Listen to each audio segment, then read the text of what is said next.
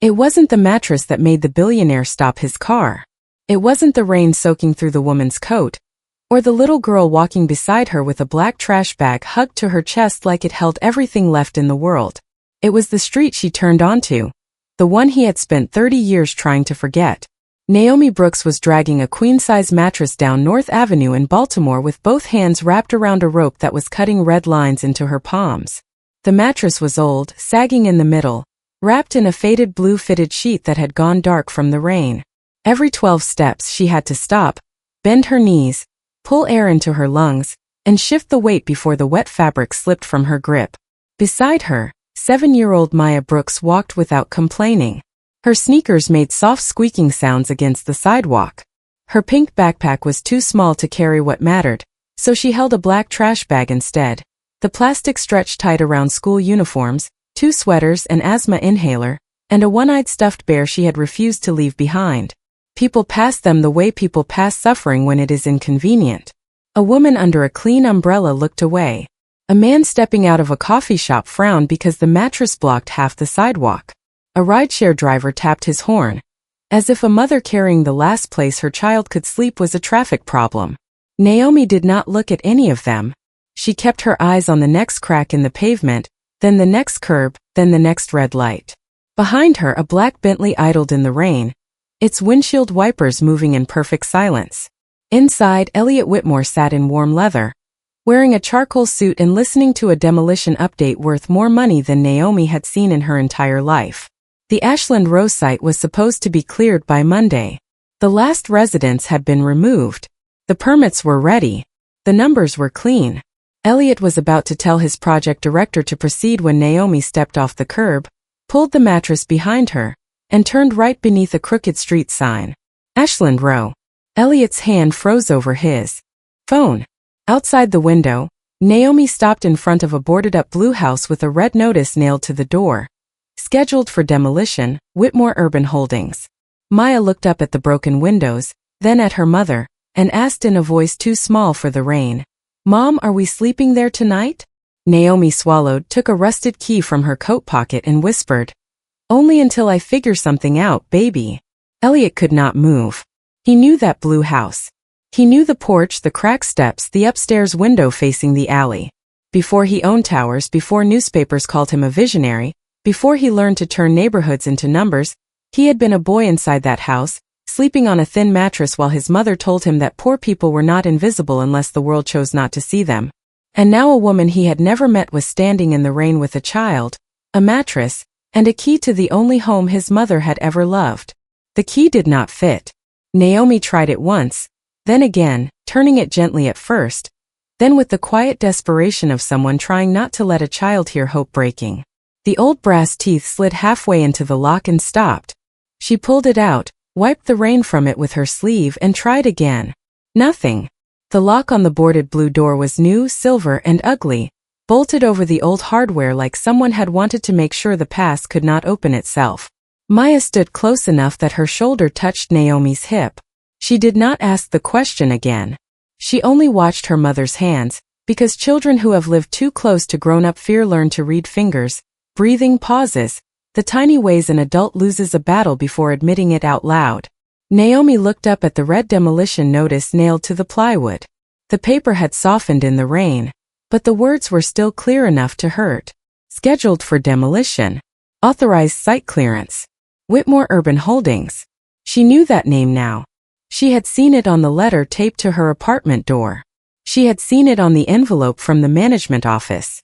She had seen it printed at the top of the relocation packet that offered a list of shelters already full and motels that would not take children after 6 in the evening without a deposit. She had not known the man sitting in the black Bentley behind her carried that same name inside his suit jacket like a weapon polished until it looked respectable. Elliot stepped out of the car, and the rain touched him like it had been waiting. His driver called after him, but Elliot did not answer. He walked slowly, not because the distance was far, but because every step toward that house removed one layer of the life he had built over the memory of it. The porch sagged exactly as it had when he was 10. The second-floor window still leaned crooked in its frame. Someone had painted over the blue years ago, but the color underneath bled through in patches, stubborn as a bruise. Naomi heard his shoes on the wet sidewalk and turned fast, pulling Maya slightly behind her without thinking. Not dramatically, not fearfully, just the practiced movement of a mother who had learned to place her body between her child and whatever might be coming. "We are not breaking in," she said before he spoke. Her voice was tired, but it did not bend. "We are not stealing anything. We will be gone before morning." Elliot looked at the mattress on the sidewalk, then at the trash bag in Maya's arms, then at the key in Naomi's hand. "Who gave you that?" he asked. Naomi's fingers closed around it. "An old woman." "What old woman?" The question came out too quickly, almost rough, and Maya's eyes lifted to him. Elliot softened his voice. "I am sorry. I just need to know." Naomi studied him. Clean coat. Expensive shoes. The kind of watch that did not need to shine because its value lived in silence. She had seen men like him in hotel lobbies, men who looked through housekeeping carts as if the towels moved themselves. "Her name was Ruth," Naomi said. Elliot stopped breathing for half a second. The rain kept falling. Traffic kept hissing behind them. Somewhere down the block, a siren rose and faded, but in front of the blue house the world narrowed to one name. "Ruth Whitmore?" he asked. Naomi's face changed, not enough for most people to notice, but enough for Elliot. Small. Tightening around the eyes. Calculation. The last name had landed somewhere dangerous. "I never said her last name." Elliot looked at the demolition notice again. His own company name stared back at him from the door of his childhood home. "She was my mother." Naomi did not speak. Maya looked from the stranger to her mother, then down at the key.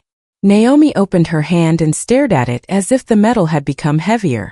"Your mother gave me this at Mercy General 3 years ago," she said.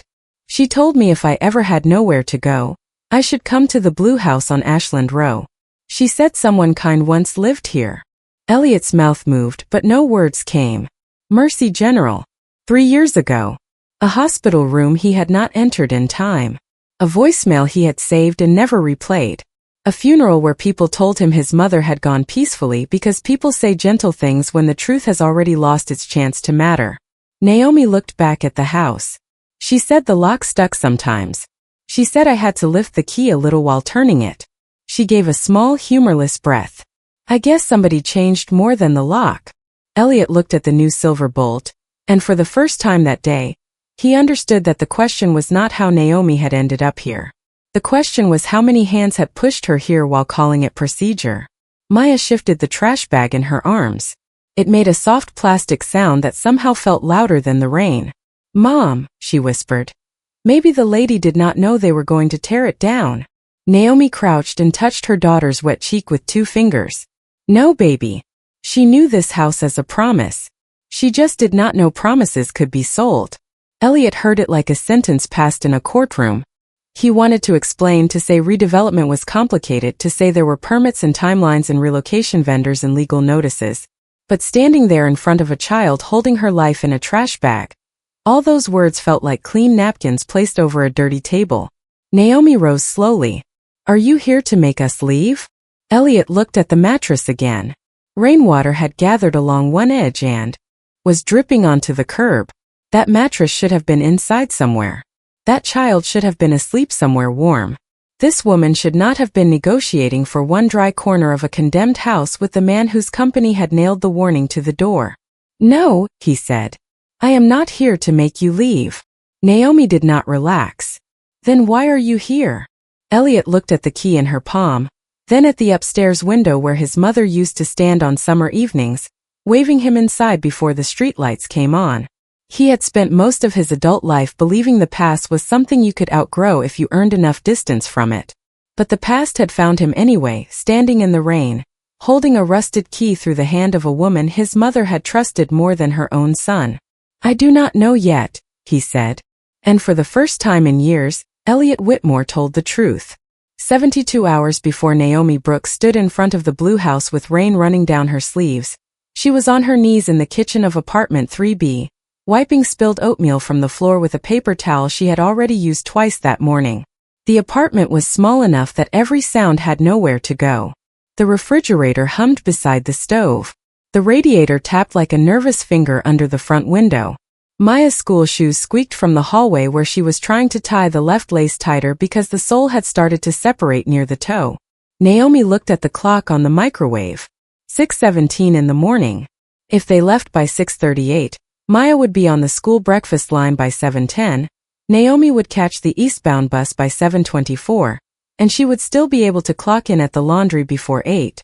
That was how Naomi measured life now, not in days, not in dreams, but in minutes that had to obey her because money no longer did. She folded the paper towel, wiped the floor again, then set it on the edge of the sink to dry because waste had become a luxury in that apartment. The kitchen light above her had been flickering for 2 weeks. She had bought bulbs at the dollar store, but the problem was not the bulb. It was the wiring. The maintenance request had been marked pending, then closed without anyone coming. Naomi had learned to cook breakfast under a light that blinked like it was deciding whether her life deserved to be seen. She put half a bowl of oatmeal on the table for Maya and left the other half in the pot for later. Later meant dinner if nothing else worked. Later meant Naomi pretending she was not hungry while Maya ate. Later meant the kind of math mothers do silently, dividing food in ways that make the child believe the smaller portion was chosen, not sacrificed. Maya came into the kitchen wearing her Navy school uniform sweater, the one with the sleeve Naomi had sewn twice. Her hair was parted neatly into 2 braids with white beads at the ends. Naomi had done them the night before after coming home from her second shift, sitting on the edge of the bathtub because the living room chair had been sold to a woman from Facebook Marketplace for $18 and a promise to pick it up before dark. Maya climbed into the chair at the table and looked at the oatmeal. "Is today picture day?" she asked. Naomi paused with her hand on the lunch bag. "No, baby. Picture day is next Thursday." "Good," Maya said, touching one of the white beads. "Because my sweater has the shiny thread again." Naomi smiled because the thread was not shiny. It was old. It had rubbed thin at the elbow until the fabric underneath caught the light. "That just means it has character." Maya nodded as if character was a reasonable thing for clothes to have. That was what broke Naomi sometimes. Not the hard questions, but the way Maya accepted the soft answers. The lunch Naomi packed was peanut butter on 2 slices of bread, no jelly because the jar was empty, an apple with 1 brown spot cut away, and a small note written on the back of an old pharmacy receipt. "Learned something beautiful today. Love, Mom." She folded it twice and tucked it under the sandwich. There were mothers who wrote notes on bright paper with stickers. Naomi wrote on receipts because receipts were proof that she had tried. At 6:34, someone knocked on the door. Not a neighbor knock. Not the gentle two-tap of Mrs. Albright from across the hall asking for sugar or bus fare. This knock was hard, flat, official. Naomi knew before she opened it. The body always knows bad news a moment before the mind lets it in. She wiped her hands on her pants and looked through the peephole. Mr. Carver stood in the hallway with a clipboard pressed against his chest, wearing a rain jacket with the building management logo stitched over the pocket. Beside him was a younger man Naomi had never seen before, holding a stack of envelopes under one arm. Maya had gone quiet at the table. Naomi opened the door only halfway. "Good morning," she said, because her mother had taught her that being poor did not excuse being rude, even when the world was rude first. Mr. Carver did not say good morning back. "Miss Brooks, this is final notice of possession. You have 48 hours to vacate." He held out the paper like it was nothing, like it was a coupon, like it was not the line between a child sleeping in a bed and a child learning the shape of a car seat at night. Naomi did not take it right away. "I already spoke to the office. I paid $800 on Friday. I have the receipt. Balance remains $214 plus late fees. The late fees were added after I paid. That is policy. My daughter needed her inhaler. The pharmacy would not release it without the copay. I told the office I could pay the rest next Friday." Mr. Carver glanced past her into the apartment, not really looking, just inventorying. Mattress visible through the bedroom door. 2 plastic bins by the wall. No sofa. No television. A folding chair under the window.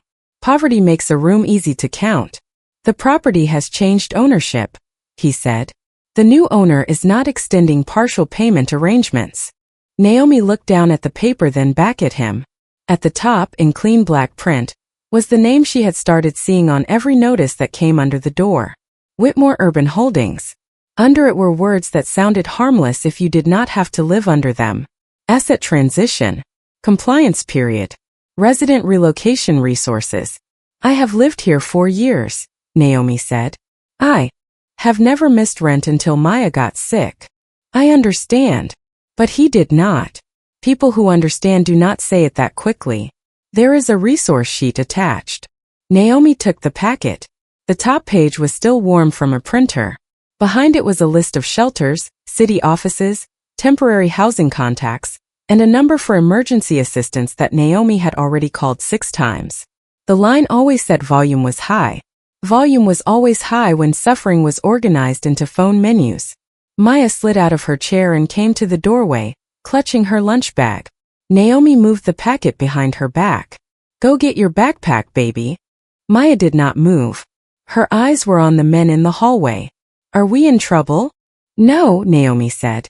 Grown-ups are just talking. Mr. Carver looked at Maya and then looked away, which somehow felt worse than if he had stared. 48 hours, he repeated. If personal property remains after that, removal will proceed according to policy. Naomi wanted to ask him whether policy had ever tucked a child in. Whether policy knew how cold the floor got after midnight. Whether policy had ever chosen between medicine and rent and then been punished for choosing breathing. But she did not ask. She held the door with one hand and the packet with the other and said, I heard you. When the men left, the hallway swallowed their footsteps. Naomi closed the door slowly. Maya stood in the middle of the kitchen, oatmeal untouched. Do we have to move again? She asked. Naomi walked to her, crouched, and fixed the collar of her sweater though it did not need fixing. We are going to have an adventure for a little while. Maya looked at her carefully. 7 years old, but already old enough to know that adventure sometimes meant adults did not want to use the real word. Can my bear come? Of course. Can my bed come? Naomi looked toward the bedroom. The mattress sat low on the frame, old but clean, covered with the blue fitted sheet Naomi washed every Sunday night in the bathtub when laundry money ran out. Maya had slept on it since she was 4. She had recovered on it after hospital visits. She had built blanket forts on it during snow days. She had whispered secrets into its pillow. It was not just a bed. It was the last piece of home that still knew her child's shape. Yes, Naomi said before she knew how. Your bed can come. After she dropped Maya at school, Naomi did not cry on the bus. She counted instead. $36 in her checking account. $9 in cash. $28 coming from the laundry if Mrs. Patel could advance half a shift. Maybe $50 from selling the microwave, but the microwave belonged to the apartment, so no. The old television brought $22 by noon. The coffee maker brought $7 even though it still worked. A woman offered $5 for the plastic dresser, and Naomi said yes because dignity does not always get to negotiate. By evening, apartment 3B sounded different. Rooms change their voice when furniture leaves. Echoes show up where a life used to be. Naomi stood in the living room with her phone at 6% battery and called every number on the resource sheet. One shelter had no family beds. One had beds but no space for a child with asthma because the heating system was under repair. One motel wanted a $150 deposit. One church could offer dinner but not a place to sleep. Mrs. Albright from across the hall offered her couch, but she was already caring for 2 grandchildren in a 1-bedroom apartment, and Naomi would not turn someone else's crowded mercy into another burden. At 9:42 that night, after Maya fell asleep, Naomi sat on the bare floor and opened the small metal tin she kept under the sink. Inside were important things. Maya's birth certificate sealed in a plastic sleeve. Hospital discharge papers. A photograph of Naomi's mother holding Maya as a newborn. A bus pass with 3 rides left. The rusted key Ruth Whitmore had pressed into her hand 3 years earlier at Mercy General. Naomi held it under the flickering kitchen light. She remembered Ruth's thin fingers closing over hers, remembered the old woman's voice, weak but clear. If the world ever locks every door, go to the blue house on Ashland Row. Lift the key a little when you turn it. Someone kind once lived there. Back then Naomi had thought it was the kind of thing people said when they were near the end and their memories became rooms they wanted someone else to visit. She had kept the key anyway because Ruth had looked so certain, and certainty from a dying woman felt like something you did not throw away. Now Naomi placed it beside the eviction notice and stared at both objects until the difference between them became unbearable. One was a promise. One was a command. One had been given by a woman who saw her. One had been printed by a company that did not. In the bedroom, Maya coughed once, then settled. Naomi rose immediately, checked the inhaler on the crate beside the mattress, then stood there watching her daughter sleep. There are moments in a mother's life when love becomes logistics. How to carry a mattress without a truck. How to keep medicine dry in the rain. How to make a child believe the world is still safe when every adult system has signed a paper saying otherwise. By midnight, Naomi had made her decision. The television was gone. The chair was gone. The dishes were packed into one cardboard box. Clothes would go into trash bags. The mattress would come with them. She did not know how far she could drag it. She did not know whether the blue house would open. She only knew Maya would not sleep on concrete if there was any strength left in her hands. The next afternoon, while the city moved around her as if nothing sacred was being lost, Naomi Brooks wrapped the mattress in its blue sheet, tied it with rope from the maintenance closet, taped Maya's birth certificate inside a freezer bag, placed Ruth's key in her coat pocket, and pulled the front door of apartment 3B closed behind her for the last time. She did not lock it. The lock had already stopped belonging to her. Elliot Whitmore had approved the Ashland Road demolition from a conference room so high above Baltimore that the neighborhood looked less like a place where people lived and more like a pattern of roofs, alleys, and investment opportunity. The table was white oak, polished to a shine so clean it reflected the ceiling lights. The glass wall behind him showed the harbor in the distance, gray and still under a low morning sky. Around him sat 7 people with laptops open, legal pads squared, coffee in ceramic cups, and faces trained to turn human problems into manageable language. They did not say families. They said occupants. They did not say old homes. They said underperforming assets. They did not say people might have nowhere to go. They said relocation exposure remained within acceptable limits. Elliot listened without expression, his fingers resting beside a silver pen he had not yet picked up. At 46 years old, he had the stillness of a man who had spent decades learning that rooms obeyed money faster than they obeyed kindness. His suit had been tailored in New York. His shoes had been handmade in Italy.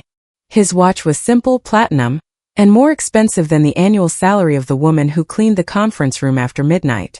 Nothing on him asked for attention. Everything on him announced that attention had already been paid. Whitmore Urban Holdings controlled residential developments in Maryland, Virginia, Pennsylvania, and the District of Columbia. In magazines, Elliot was called a builder, a strategist, a revitalizer of forgotten blocks. City officials invited him to panels about urban renewal. Business schools used his company as a case study in disciplined growth. He had built luxury towers along the water, mixed-income apartments near transit lines, and commercial projects that made mayors smile for cameras. He knew how to speak about community.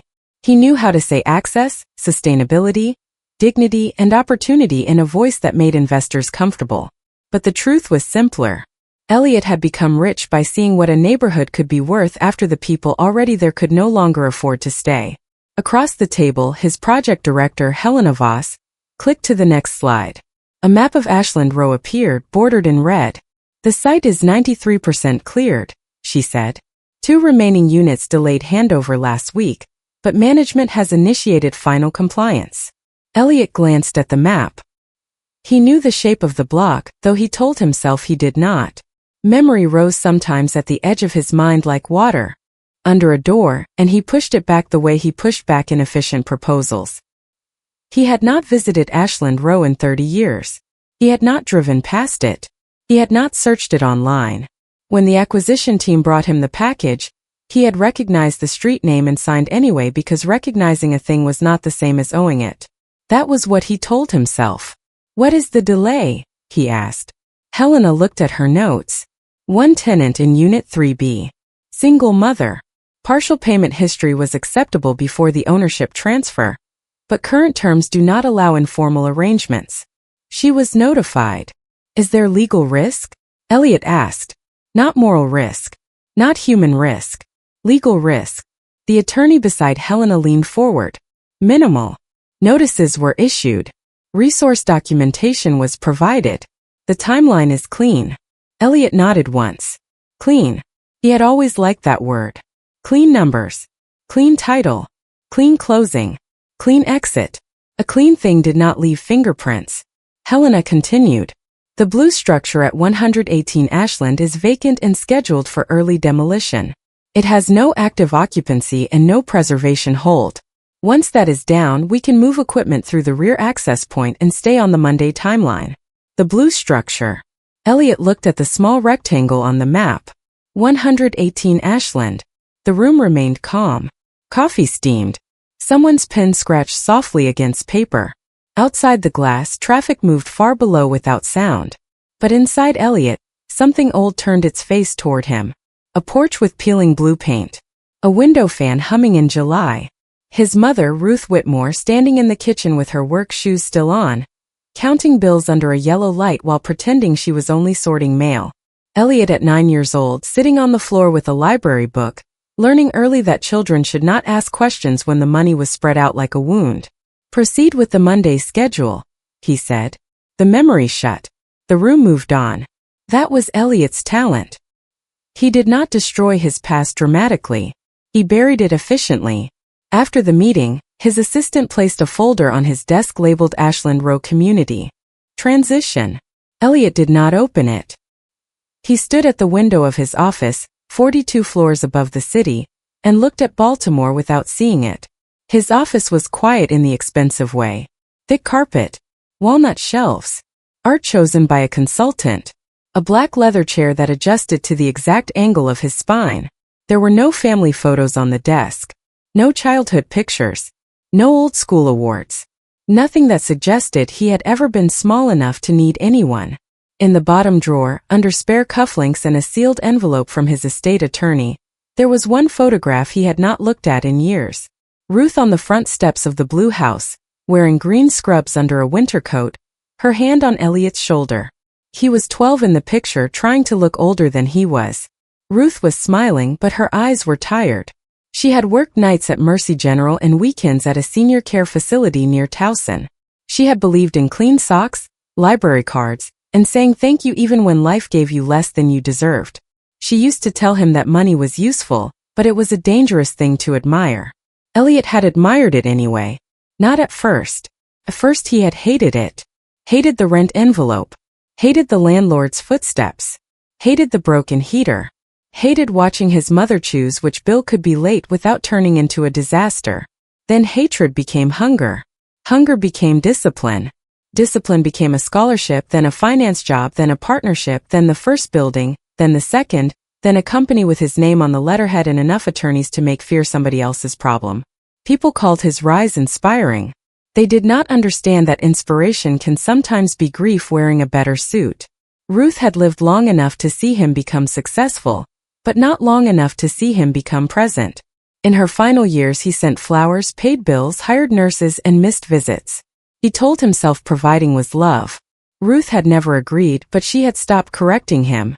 3 years earlier, when Mercy General called during a board negotiation in Chicago, Elliot had let it go to voicemail because the room was full and the deal was delicate, and he had convinced himself there would be another call.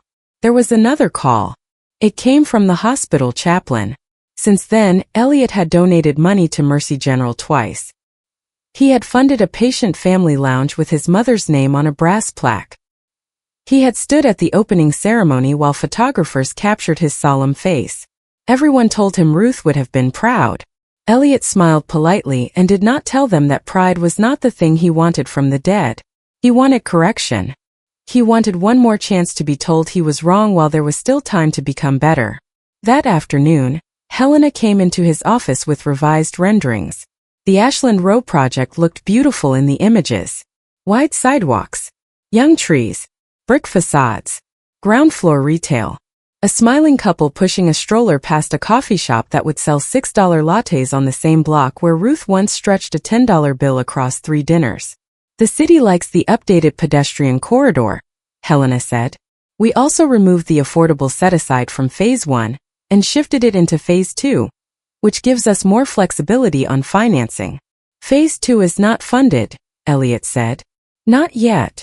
She smiled in the way executives smile when the truth is technically visible but socially inconvenient. It will be easier to address after stabilization. Elliot looked at the rendering. A clean future built on a cleared past. And the residents? Helena hesitated for less than a second. Handled through the relocation vendor. Handled, Elliot repeated. Yes. On his desk, his phone buzzed with a message from the demolition contractor confirming Monday access. Elliot picked up the silver pen and signed the approval at the bottom of the page. His signature was sharp, practiced, almost elegant. It took less than 3 seconds. That was all. 3 seconds to move equipment onto a block where people had measured their lives in rent receipts, bus stops, kitchen lights, school mornings, and mattresses dragged from one uncertain place to another. Elliot did not know Naomi Brooks yet. He did not know Maya's name. He did not know that the tenant in Unit 3B had saved pharmacy receipts, payment confirmations, and every notice his company had sent. He did not know that his mother's key was in that woman's kitchen, lying beside an eviction packet printed under his authority. He only knew the project was on schedule, the exposure was minimal, and the numbers were clean. Later, when his driver took the usual route toward a private dinner downtown, rain began to fall against the Bentley windows. Elliot sat in the back seat reviewing emails, half listening to a voicemail from Helena about site clearance. The car was warm. The leather smelled faintly of cedar. The city moved beyond the tinted glass in blurred streaks of red brake lights and wet pavement. Then traffic slowed near North Avenue, and his driver eased toward the curb to avoid something blocking the lane. Elliot looked up, irritated for no reason he could name. Ahead of them, a woman was pulling a mattress through the rain with a little girl beside her. For a moment he saw only delay. Then he saw the blue sheet wrapped around the mattress. Then he saw the trash bag in the child's arms. Then he saw the street sign. Ashland Row. And the clean world he had built began, quietly and without permission, to come apart.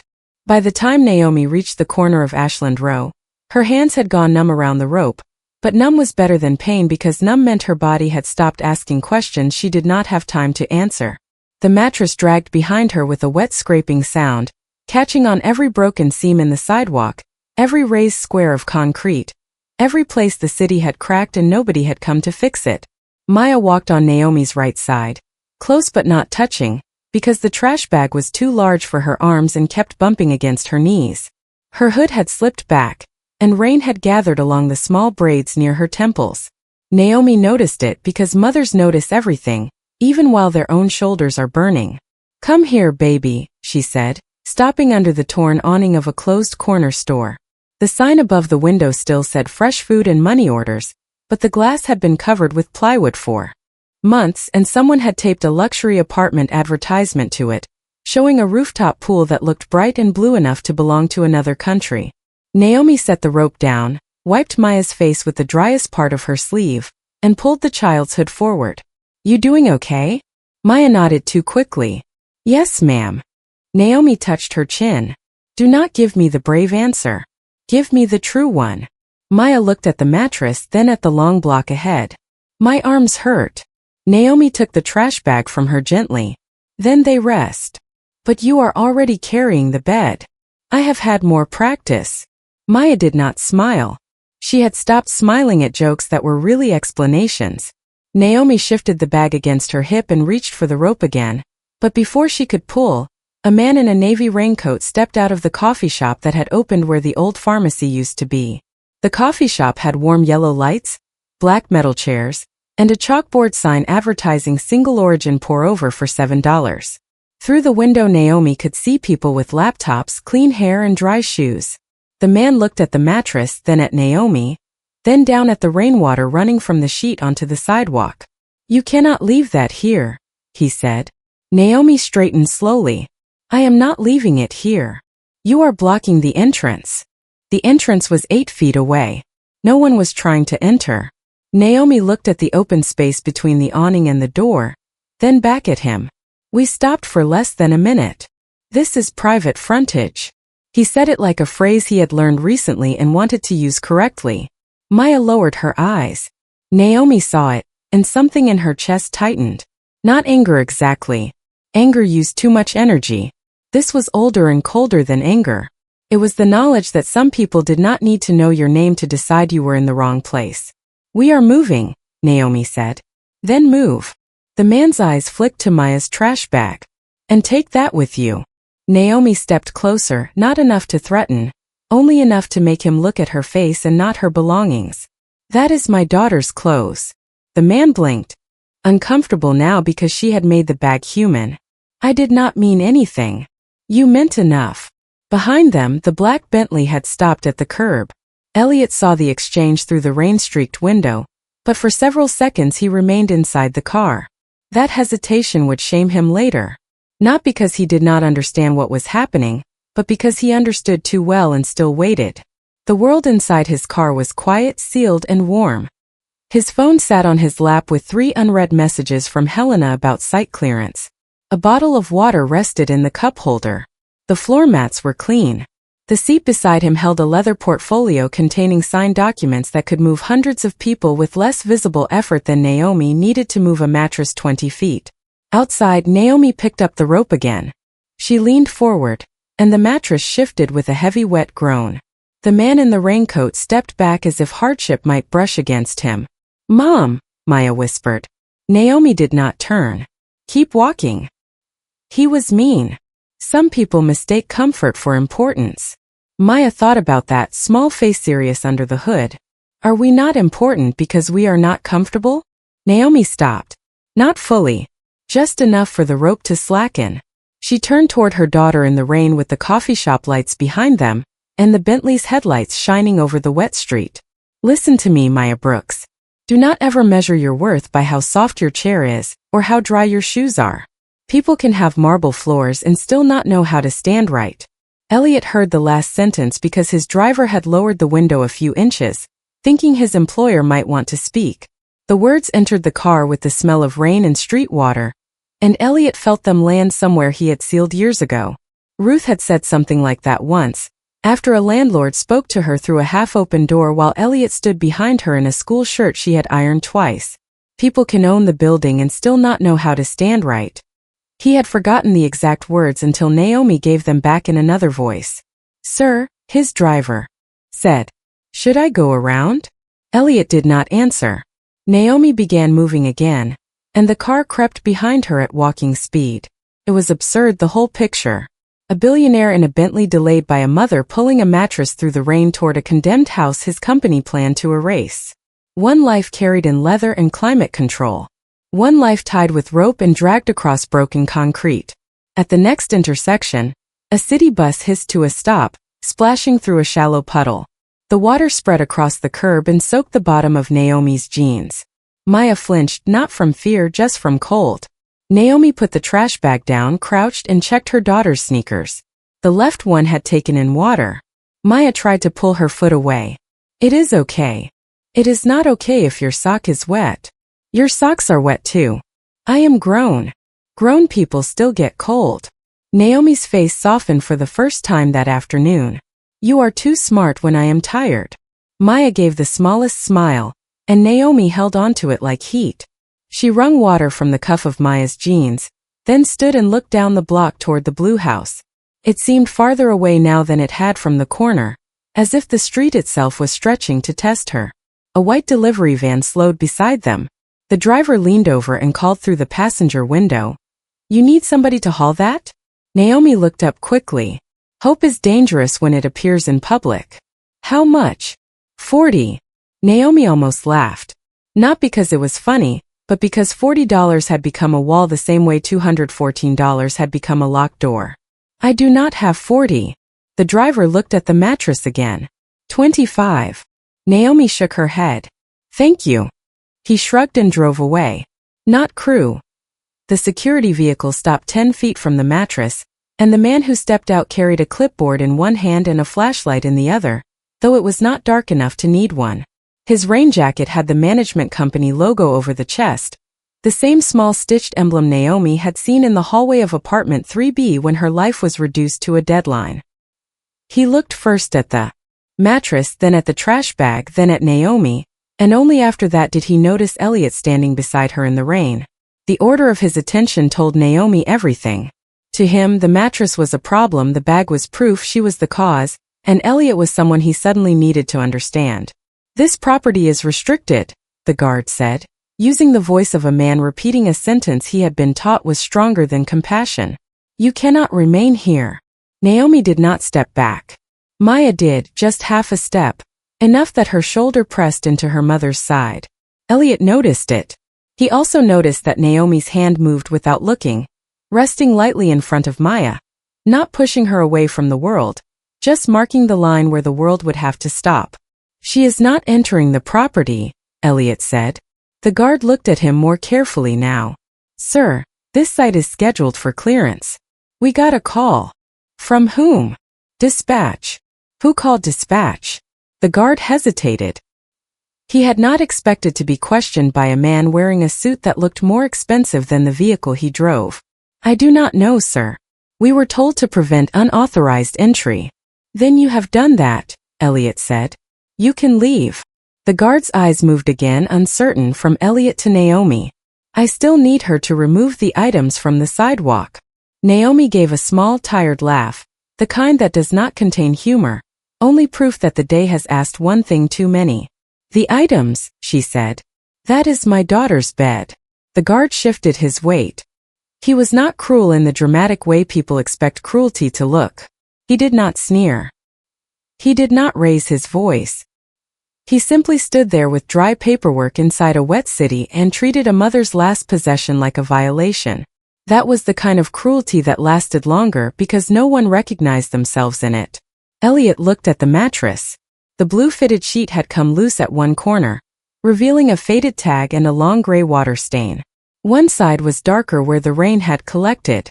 The rope around it was tied in 3 knots, uneven but tight. Naomi had done those knots herself, probably after trying twice and starting over, because she could not afford for the mattress to slip into the street. He imagined his mother tying something the same way 30 years earlier, making do with what was available, turning scarcity into engineering. "What is your name?"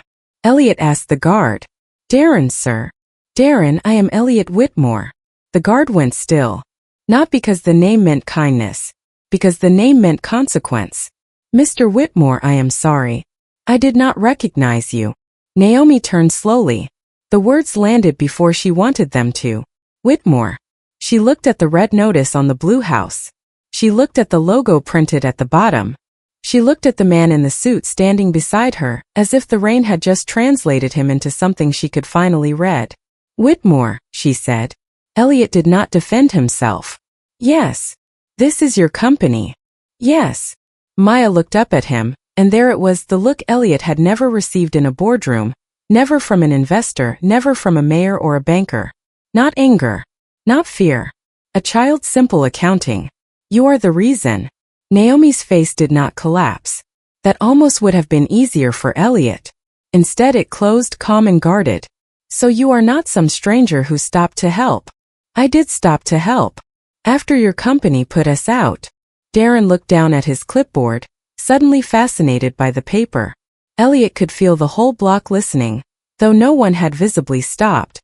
A man under the coffee shop awning. A woman at the bus stop. 2 construction workers near a parked truck.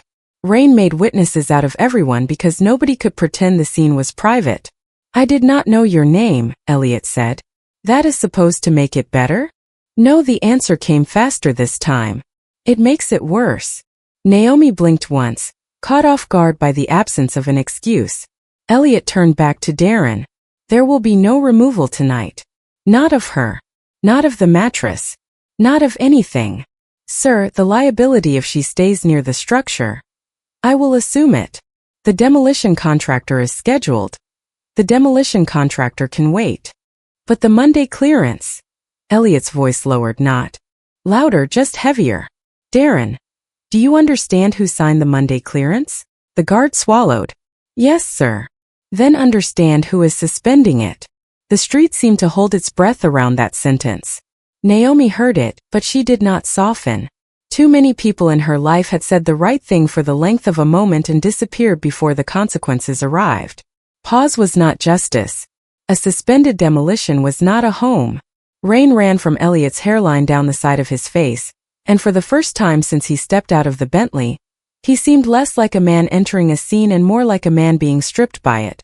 Maya, Naomi said quietly, give me the key. Maya placed it in her mother's palm.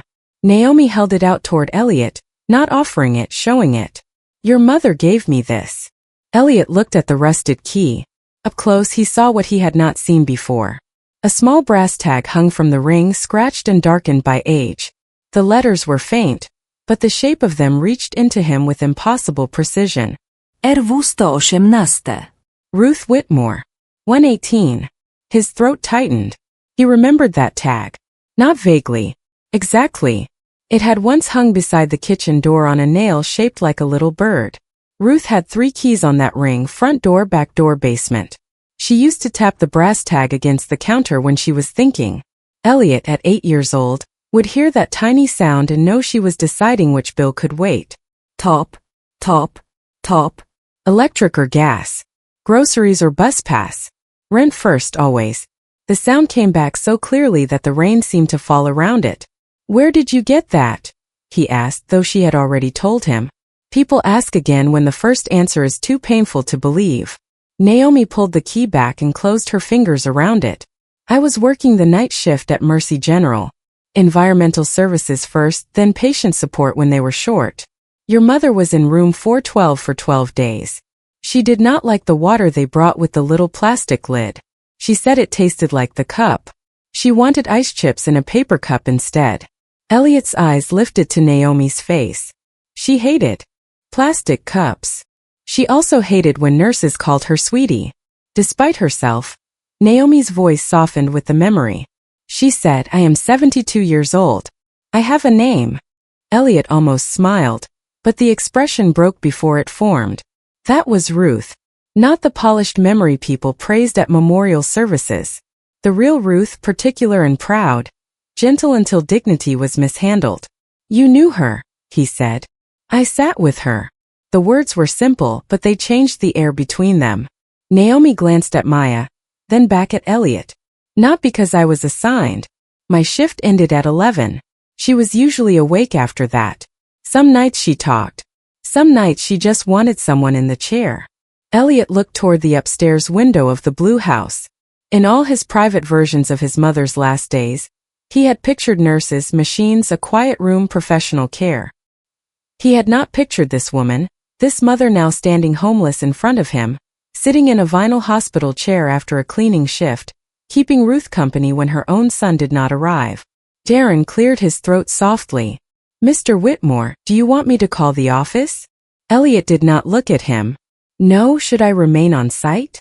No, the guard nodded, relieved to be dismissed from a situation that had grown too human for the job description. He returned to the vehicle, closed the door, and drove away slowly, the amber light fading down the wet street until it turned the corner. No one spoke until it was gone. Naomi tucked the key into her coat pocket. She told me to come here if I ever ran out of doors. Elliot flinched at the sentence. She said that. Not exactly. She said, when the world locks every door, go to the blue house. Lift the key a little. It sticks. Naomi looked at the new silver bolt on the boarded door. But the lock does not stick anymore. It has been replaced. Elliot stared at the bolt. He wondered who ordered it. A site manager. A contractor. A vendor. Some person following a checklist created by another person following a schedule approved by a signature. His signature. I can open it, he said. Naomi's eyes sharpened. No. You said you needed somewhere to go. I needed the house your mother promised me, not a trespassing exception from the man tearing it down. The words were hard but not unfair. Elliot absorbed them. Then what do you want me to do? Naomi looked at him, and the answer that rose first was so large it almost made her laugh. Undo the last 4 years. Give my daughter back every night I had to pretend hunger was not hunger. Make rent stop moving like a finish line in a dream. Make men with clipboards look my child in the eye before they call her life an item. But she was too tired for poetry and too practical for rage. I want my daughter somewhere dry tonight, she said. I want my things from apartment 3B, because management changed the lock before the time on the notice was up. I want Maya's birth certificate, her medical file, And the spare inhaler from the kitchen crate. I want the box with my mother's photograph in it. And I want somebody from your company to say out loud that what happened was not just unfortunate. Elliot nodded slowly. All right. Do not say all right like this is simple. It is not simple. And do not offer me money first. That stopped him. Naomi continued, her voice steady now, stronger because she had found the line she needed to stand on. Money is what people offer when they want the story to end before the truth starts talking. I am not saying I do not need help. I am saying I will not be cleaned up and moved somewhere quiet so your company can keep calling this block cleared. Elliot had no answer ready, which was how he knew she had told the truth. The rain had slowed to a fine mist, leaving the street shiny and dark. The coffee shop lights glowed behind them. Elliot's Bentley waited at the curb with the rear door still open, warm air spilling uselessly into the cold. Maya tugged lightly on Naomi's sleeve. Mom, can we get my inhaler before it gets too late? Naomi's face changed instantly. The public strength remained, but the mother underneath moved to the front. Yes, baby. Elliot looked from Maya to Naomi. I will take you to the apartment. No, Naomi said. We will go in your car only if the mattress comes too. Elliot blinked. The mattress. You may not understand this, Mr. Whitmore, but when you have lost every room, you do not leave the bed on the street and hope the world respects it. He looked at the soaked mattress, then at the Bentley. For one absurd second, he imagined the driver's face, the leather seats, the clean interior built for executives and silent rides, not wet fabric and poverty made visible. Then he was ashamed of the thought as soon as it came. We will move it, he said. Not later. Now. He called his driver, then a private transport service, then Helena. When she answered, her voice was tight.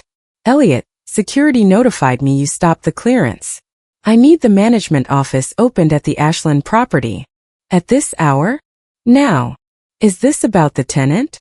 Elliot looked at Naomi, at Maya, at the rusted key hidden again in Naomi's pocket, at the blue house with his mother's memory sealed behind a lock his company installed. Her name is Naomi Brooks, he said, and I want every document connected to her eviction sent to me before I arrive. Helena went silent. He had never used that tone with her before, not angry, not loud, but awake. Understood, she said. Elliot ended the call. Naomi watched him carefully. Why did your mother give me that key? She asked. Elliot looked at the house. I do not know. That is not the whole truth. He turned back to her. The question had reached the place he had avoided since Ruth died. No, he said. It is not. Maya sneezed softly and Naomi pulled her closer. The transport truck arrived 15 minutes later. Two men lifted the mattress carefully after Elliot paid them twice their rate and Naomi corrected the way one of them grabbed the sheet because the corner would tear. Elliot noticed that too. Even now, she protected what little she had with precision. The mattress went into the truck. The trash bag went into the Bentley trunk after Naomi checked that it would stay dry.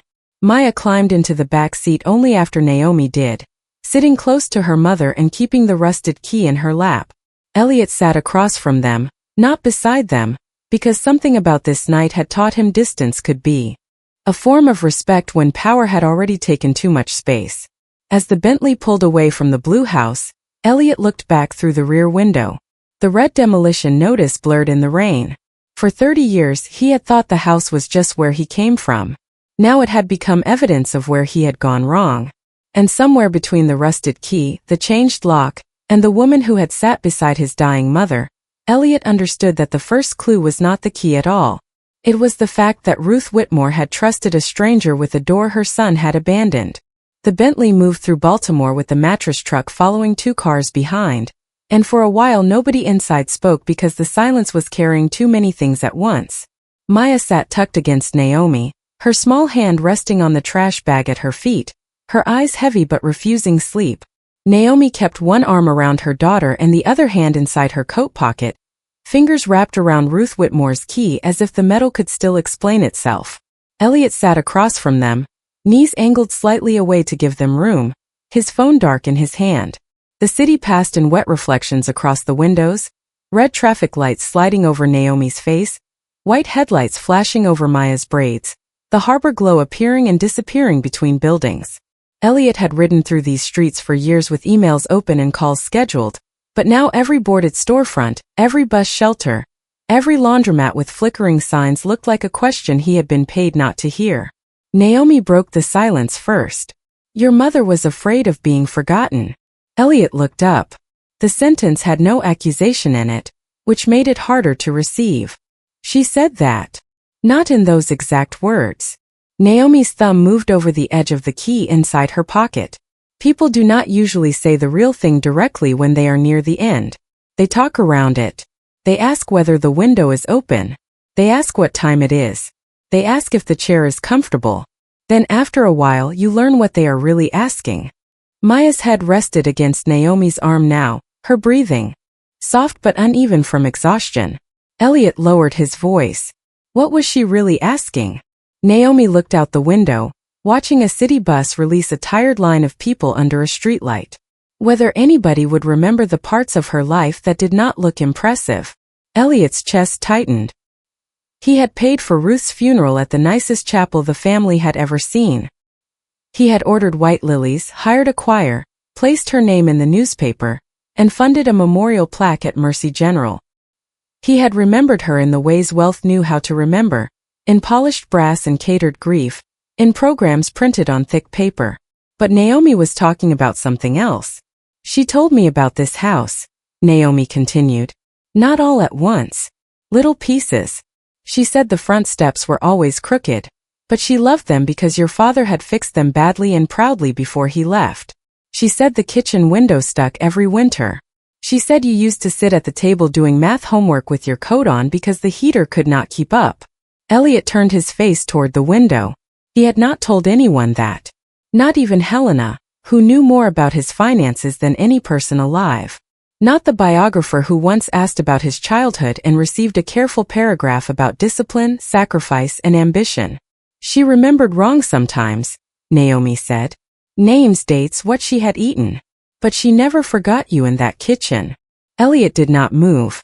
In his memory, the kitchen was smaller than the one Naomi described, maybe because he had grown larger and the room had not. The table had been pushed against the wall to make space for the folding chair Ruth used when her feet swelled after long shifts. The stove had one burner that clicked but did not light unless Ruth leaned down with a match. On winter mornings, she warmed his socks in the oven for 90 seconds before school, warning him not to tell the fire department because children believed every joke had a little law inside it. He had loved her then with the unquestioning love of a boy, who did not yet understand what it cost to be kept alive. Then he grew older and began to hate what she endured. The late rent, the second-hand coats, the landlords who spoke over her, the grocery store cashier waiting while Ruth counted coupons and coins. At 15, Elliot had mistaken his mother's endurance for weakness. At 20, he had decided love meant escaping so completely that she would never have to be seen as poor again. At 30, he was wealthy enough to move her anywhere, but Ruth refused the apartment he bought in Canton, saying the view was nice but the silence was too expensive. Your mother kept asking if you were busy, Naomi said. Not where you were. Not why you did not come. If you were busy. She protected you even from the questions that hurt her. Elliot closed his eyes for 1 second. The voicemail came back before he could stop it. Elliot, baby, it is me. No emergency. Just call when you can. Her voice had been thinner than he remembered, but he had been in a boardroom in Chicago, 15 people waiting, a 9-figure acquisition balanced on language in a contract. He had looked at her name on the screen and thought after this. Those 2 words had become the longest distance of his life. I did not know she was that sick, he said. Naomi turned from the window. Did you ask? He opened his mouth then closed it. Naomi did not press. She did not need to. The answer had already filled the car. After a moment she said, she did not want me to think badly of you. I think that bothered me most. She would be lying there with those paper blankets pulled up to her chest, telling me you were a good son, telling me you worked hard, telling me you sent help. And I kept thinking, help is not the same as being held. Elliot's hand tightened around his phone until the edges pressed into his palm. Maya stirred and Naomi immediately softened, rubbing small circles between her daughter's shoulders. Motherhood interrupted every other kind of truth. Elliot watched that hand steady and automatic, and saw the difference between care as an arrangement and care as a presence. How did you end up sitting with her? He asked. Naomi gave a small breath. By accident at first. I was working environmental services at Mercy General after my day shift at the hotel ended. I cleaned the rooms, emptied trash, mopped floors, changed the little bags in the bins. Room 412 was on my route. Your mother always thanked me by name. Most patients did not read the badge. They just saw the uniform. She looked down at her own hands, the rope marks still bright across the skin. One night I came in, and she was trying to reach a cup of water. The nurse call button had fallen behind the bed. She was embarrassed, not helpless. There is a difference. I got the cup, stayed 2 minutes, then 5. The next night she asked if I had children. I showed her Maya's picture. After that, she started saving her best stories for the end of my shift.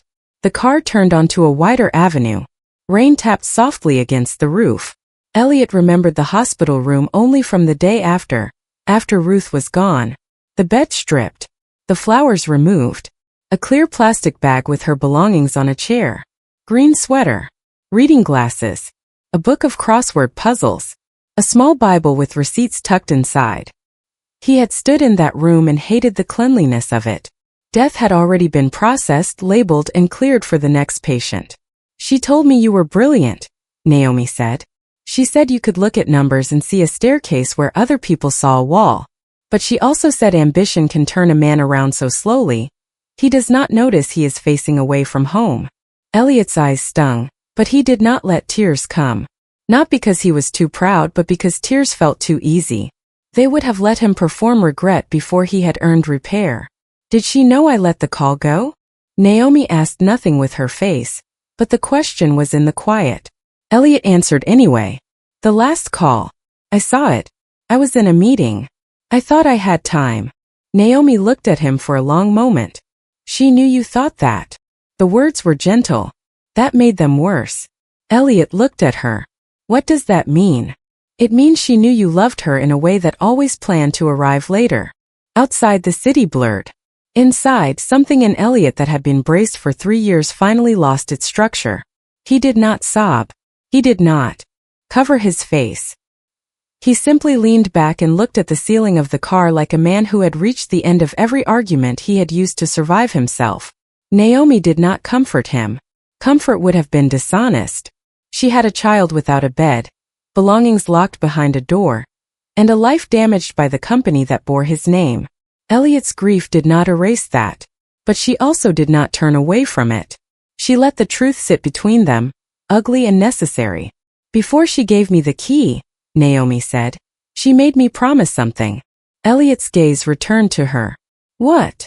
That if I ever used it, I would not let shame stop me.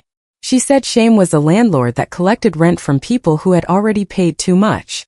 Despite everything, Elliot heard Ruth in that line so clearly that the corner of his mouth moved and failed. She would say that. She also said the house was not much, but it had once protected a mother and a child who had nowhere to go. Elliot frowned slightly. What mother and child? Naomi shook her head. She never gave me names. She said it was before you were born. A young woman from her church, maybe 19 or 20, came to her one winter with a baby and nowhere safe to sleep. Ruth let them stay in the back room for 6 weeks. She said the woman kept apologizing for needing help. Ruth told her, doors are made to open, not to prove who deserves a roof. Elliot looked down. He had never heard that story. There were entire rooms inside his mother he had never entered because he had been too busy building towers in her honor. Naomi continued. She said that was why she kept the key after she moved out. Not because the house was valuable, because a door had opened there when somebody needed it. Maya shifted again, half asleep now. Mom, she whispered. Are we there? Naomi kissed the top of her head. Almost. Elliot watched the child's eyes close. And Maya's father? He asked, then regretted it immediately. I am sorry. That is not my business. Naomi looked at him, deciding how much truth the car deserved. He left after the hospital bills started coming faster than paychecks.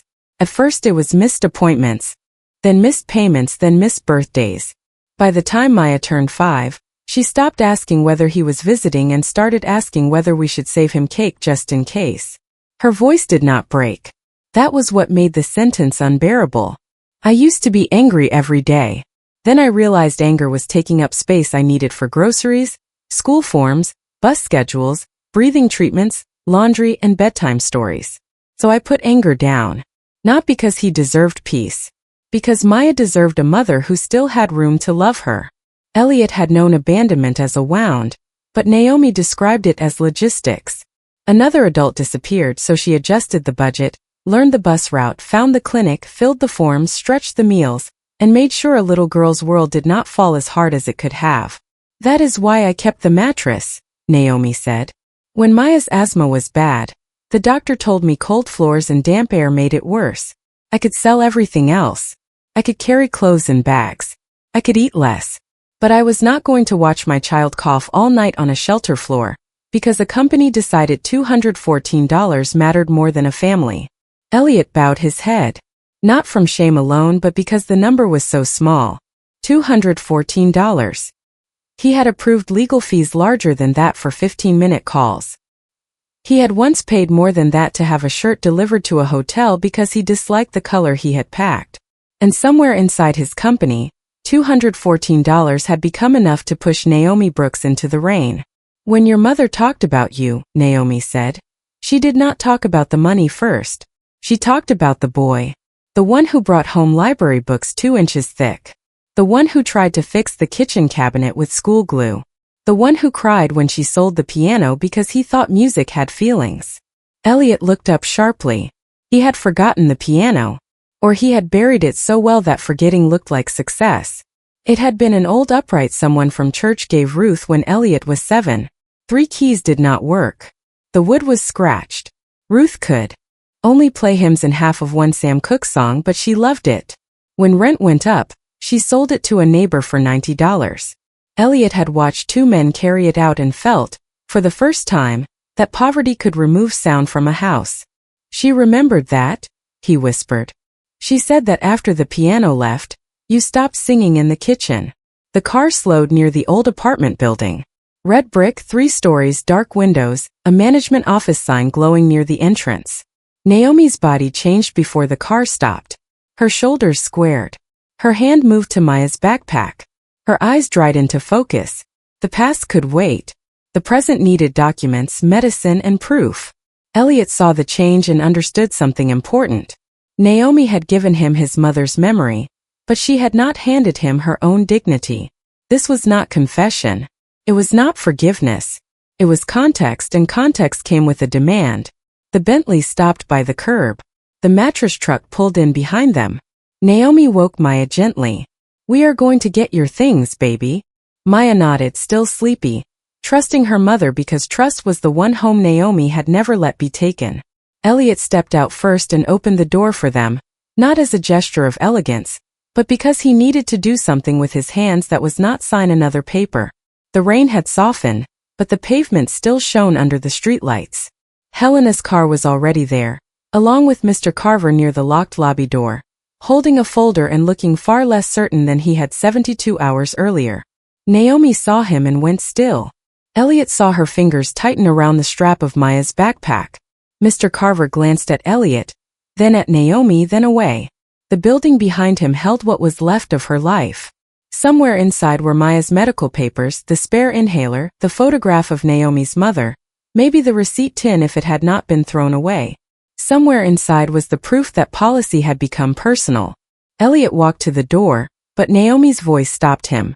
Mr. Whitmore. He turned. Your mother gave me a key because she believed a door should open when a child needed shelter. She looked past him at the management office, at the man with the folder, at the building that no longer called her tenant but still held her belongings. Tonight, I need to see whether her son believes the same thing. Elliot looked at Ruth's key in Naomi's hand, then at the company lock on the lobby door, and understood that this was no longer about the past. The past had only brought them here. What happened next would decide whether he had learned anything from it. Mr. Carver unlocked the lobby door with a key card that beeped twice before the latch released, and the sound was so small that Naomi almost hated it. 48 hours earlier, That same door had belonged to her routine. She had balanced grocery bags against her hip to open it. Maya had pressed the handicap button when her asthma was bad. Mrs. Albright had taped church flyers beside the mailboxes. Children had left muddy footprints on the tile after school. Now the lobby smelled like bleach and wet cardboard, and the light above the mail slots flickered over name labels that had already been scraped off.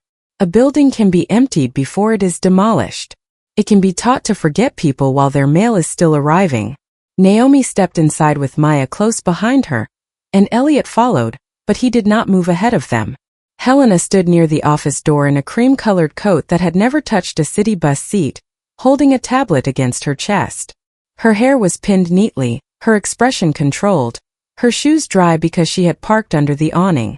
She looked at Naomi with the careful politeness of someone who had been told to be respectful, but had not yet decided whether respect required discomfort. "Ms. Brooks," Helena said, "we are working to resolve this as efficiently as possible."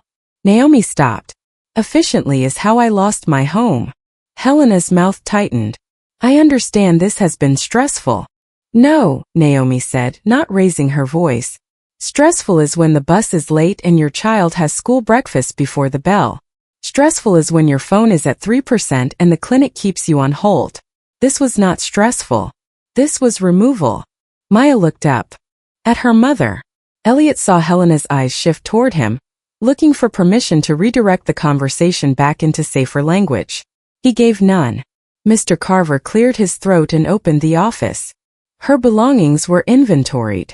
Naomi turned so sharply that Maya's hand slipped from her coat. Inventoried. Items left after the compliance period are processed according to procedure. The notice said 5 o'clock today. I came back before 5. Mr. Carver looked at the folder. According to the field note, the unit appeared abandoned at 2:15. Naomi took one step toward him. Not enough to threaten, just enough to make the lie share air with her. My daughter's inhaler was on the kitchen crate. Her birth certificate was in a metal tin under the sink. Her school sweater was hanging over the bathtub because it was still wet. Does that sound abandoned to you? Mr. Carver did not answer. Helena tapped the tablet. There may have been a misunderstanding between the vendor and the on-site team. Naomi laughed once, quiet and empty. A misunderstanding has never thrown my child's medicine away. The word medicine changed the room. Maya shifted, and Naomi instantly turned to her. You breathing okay? Maya nodded. I am okay. But her voice had the thin edge Naomi knew too well, the little scrape that came before coughing if the air was damp or dusty or too cold. Naomi knelt and unzipped the backpack. The main inhaler was there, wrapped in a plastic bag with a school nurse form, but the spare had been in the apartment because that was what responsible mothers did. They kept one at school, one in the bag, one at home.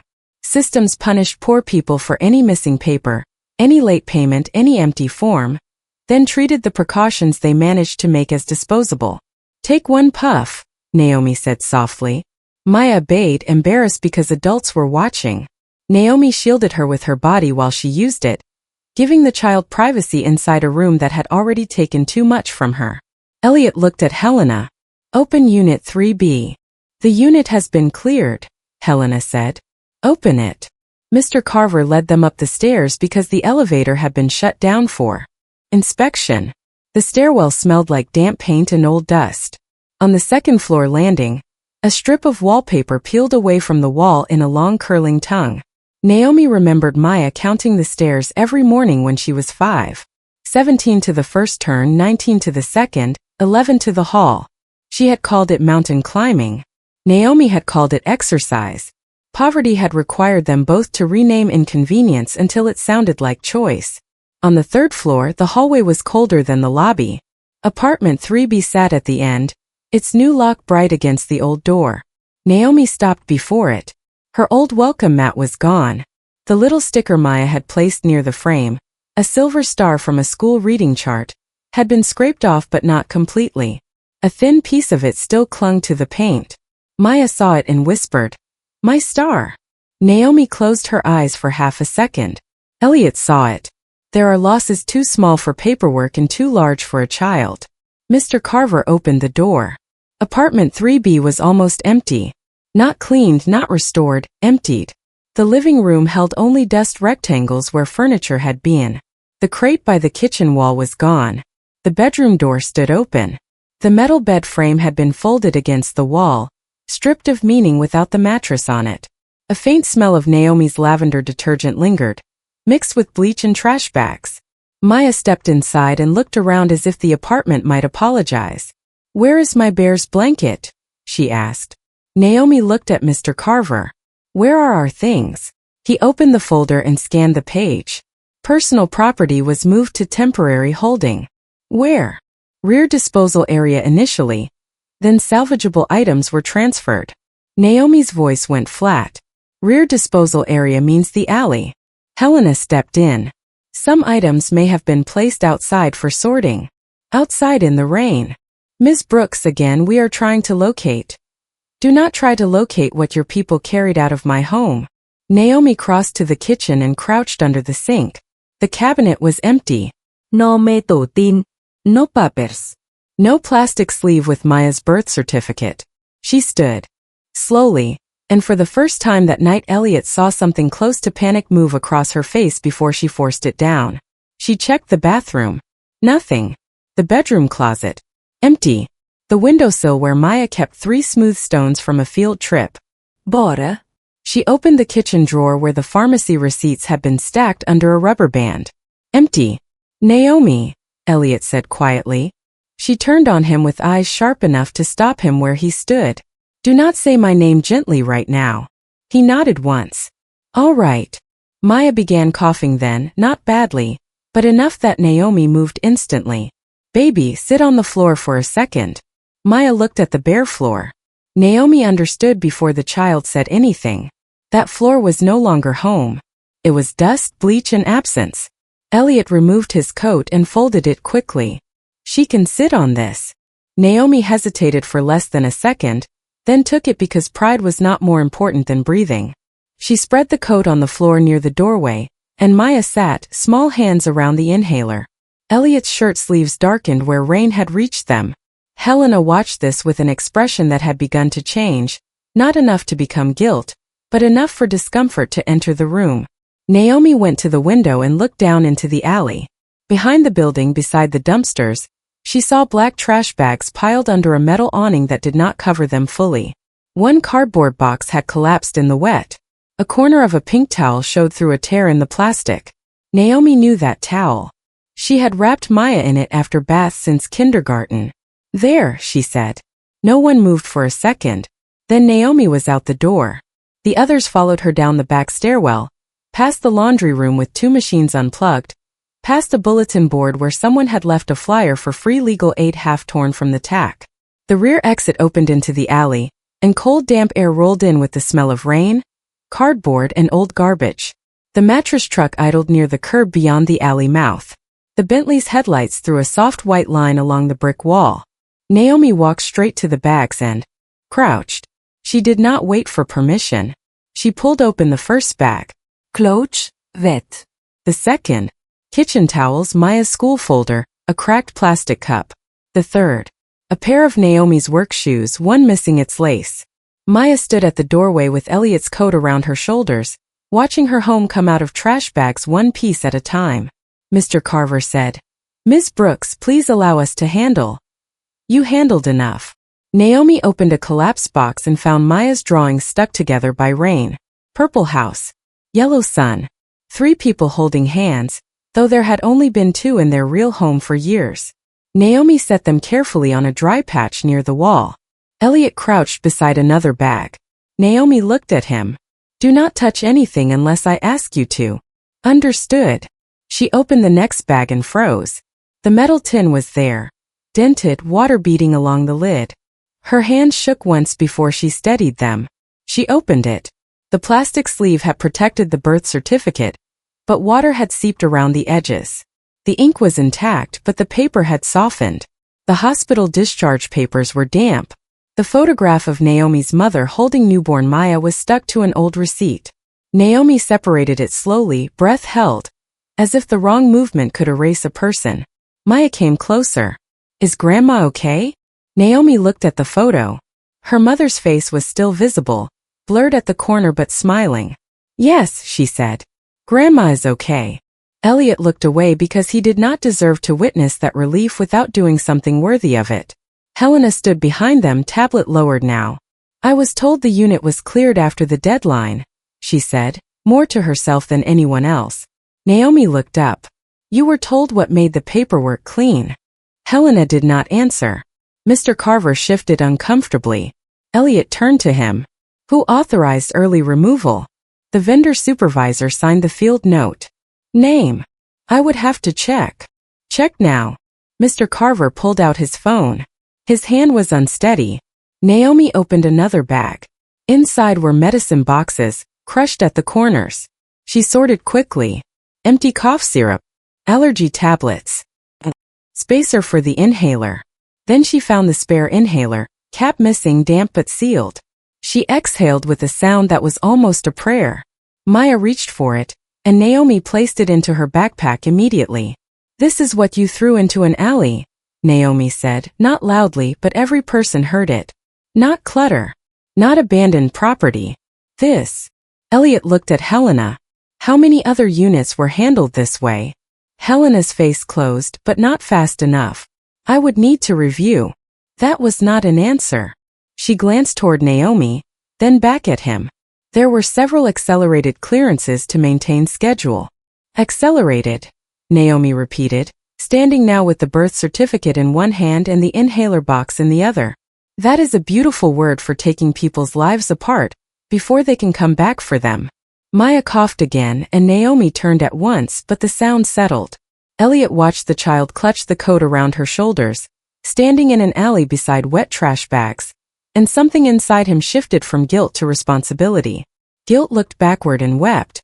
Responsibility looked forward and moved. His phone buzzed. A message from Helena's assistant arrived with a document attachment. Tenant Summary, Unit 3B. Elliot opened it. The file was short, efficient and clean. Naomi Brooks. Partial payment. Non-compliant. No verified hardship exemption. Resource sheet provided. Unit appeared abandoned. Personal property processed. No dependent medical risk documented. Elliot stared at the last line. No dependent medical risk documented. He looked at Maya's inhaler. Who documented no medical risk? Helena said nothing. Mr. Carver lowered his phone. The office did not receive updated forms for this cycle. Naomi turned slowly. I gave you the school nurse letter and the clinic note. That was for the previous lease period. Asthma does not expire because your paperwork cycle resets.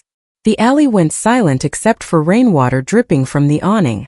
Elliot closed the file. We are leaving. Naomi looked at him. I am not leaving until I find the rest. We will take every bag with us. All of it. Dry storage tonight. Inventory with you. Present tomorrow. No one from this company touches another item without your approval. And the building? Locked but not cleared. Not demolished. Helena inhaled. Elliot, the contractor penalties alone. He turned to her and she stopped. Send notice tonight. Ashland Row is frozen pending review. A full freeze. A full freeze. That affects financing. Then financing will learn patience. Naomi watched him, still not trusting, but hearing the difference between a gesture and a decision. Elliot looked at Mr. Carver. Every resident file. Every accelerated clearance. Every medical accommodation note. Every complaint. I want them tonight. Yes, sir. And Mr. Carver? The manager looked up. You will not speak to Ms. Brooks again unless she speaks to you first. Mr. Carver nodded, face pale under the alley light. Maya stepped closer to Naomi. Mom, are we going back to the blue house? Naomi looked at Elliot's coat around her daughter's shoulders, the wet bags at her feet, the birth certificate in her hand, the apartment above them already hollowed out. No, baby, she said softly. Not tonight. Elliot heard the not tonight and understood it was not surrender. It was a mother choosing dry air over symbolism because love knew the order of emergencies. The transport workers began loading the bags under Naomi's direction. She told them which ones to keep upright, which box had papers, which bag held wet clothes, which items could not be stacked. Elliot stood back and let her command the rescue of her own life. Helena made calls under the awning, her voice tight and professional, saying words like suspension, review, and immediate hold. The machinery had begun to slow, and for the first time that night, it sounded less inevitable. Then Naomi lifted the final small cardboard box from behind the dumpster. It had split along one side. Inside were loose papers, a water-stained envelope, and something wrapped in a hospital blanket. Naomi recognized the blanket first. Mercy General. Room 412. Her hands paused.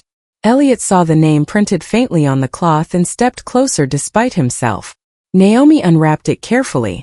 Inside was a sealed envelope, addressed in shaky handwriting to Elliot Whitmore. Not typed. Not labeled by an office. Written by Ruth. Naomi looked at him, and the alley seemed to narrow around the envelope. Elliot did not reach for it. He could not. For 3 years, he had carried the guilt of a call unanswered. Now, in a box thrown behind a building his company had emptied too early, there was a letter from the mother he had failed to reach, preserved by the woman his company had pushed into the rain. Naomi held it out, not as a gift, not as forgiveness, but as evidence. "This was with my things," she said. Elliot stared at his mother's handwriting, and every clean line in every file his company had produced began to look like a lie. Naomi did not let go of the envelope immediately. For a few seconds, she held it between herself and Elliot as if the paper needed to feel the weight of both their lives before it chose where it belonged.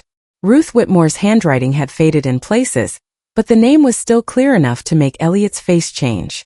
Not dramatically. Not the way people change when cameras are watching.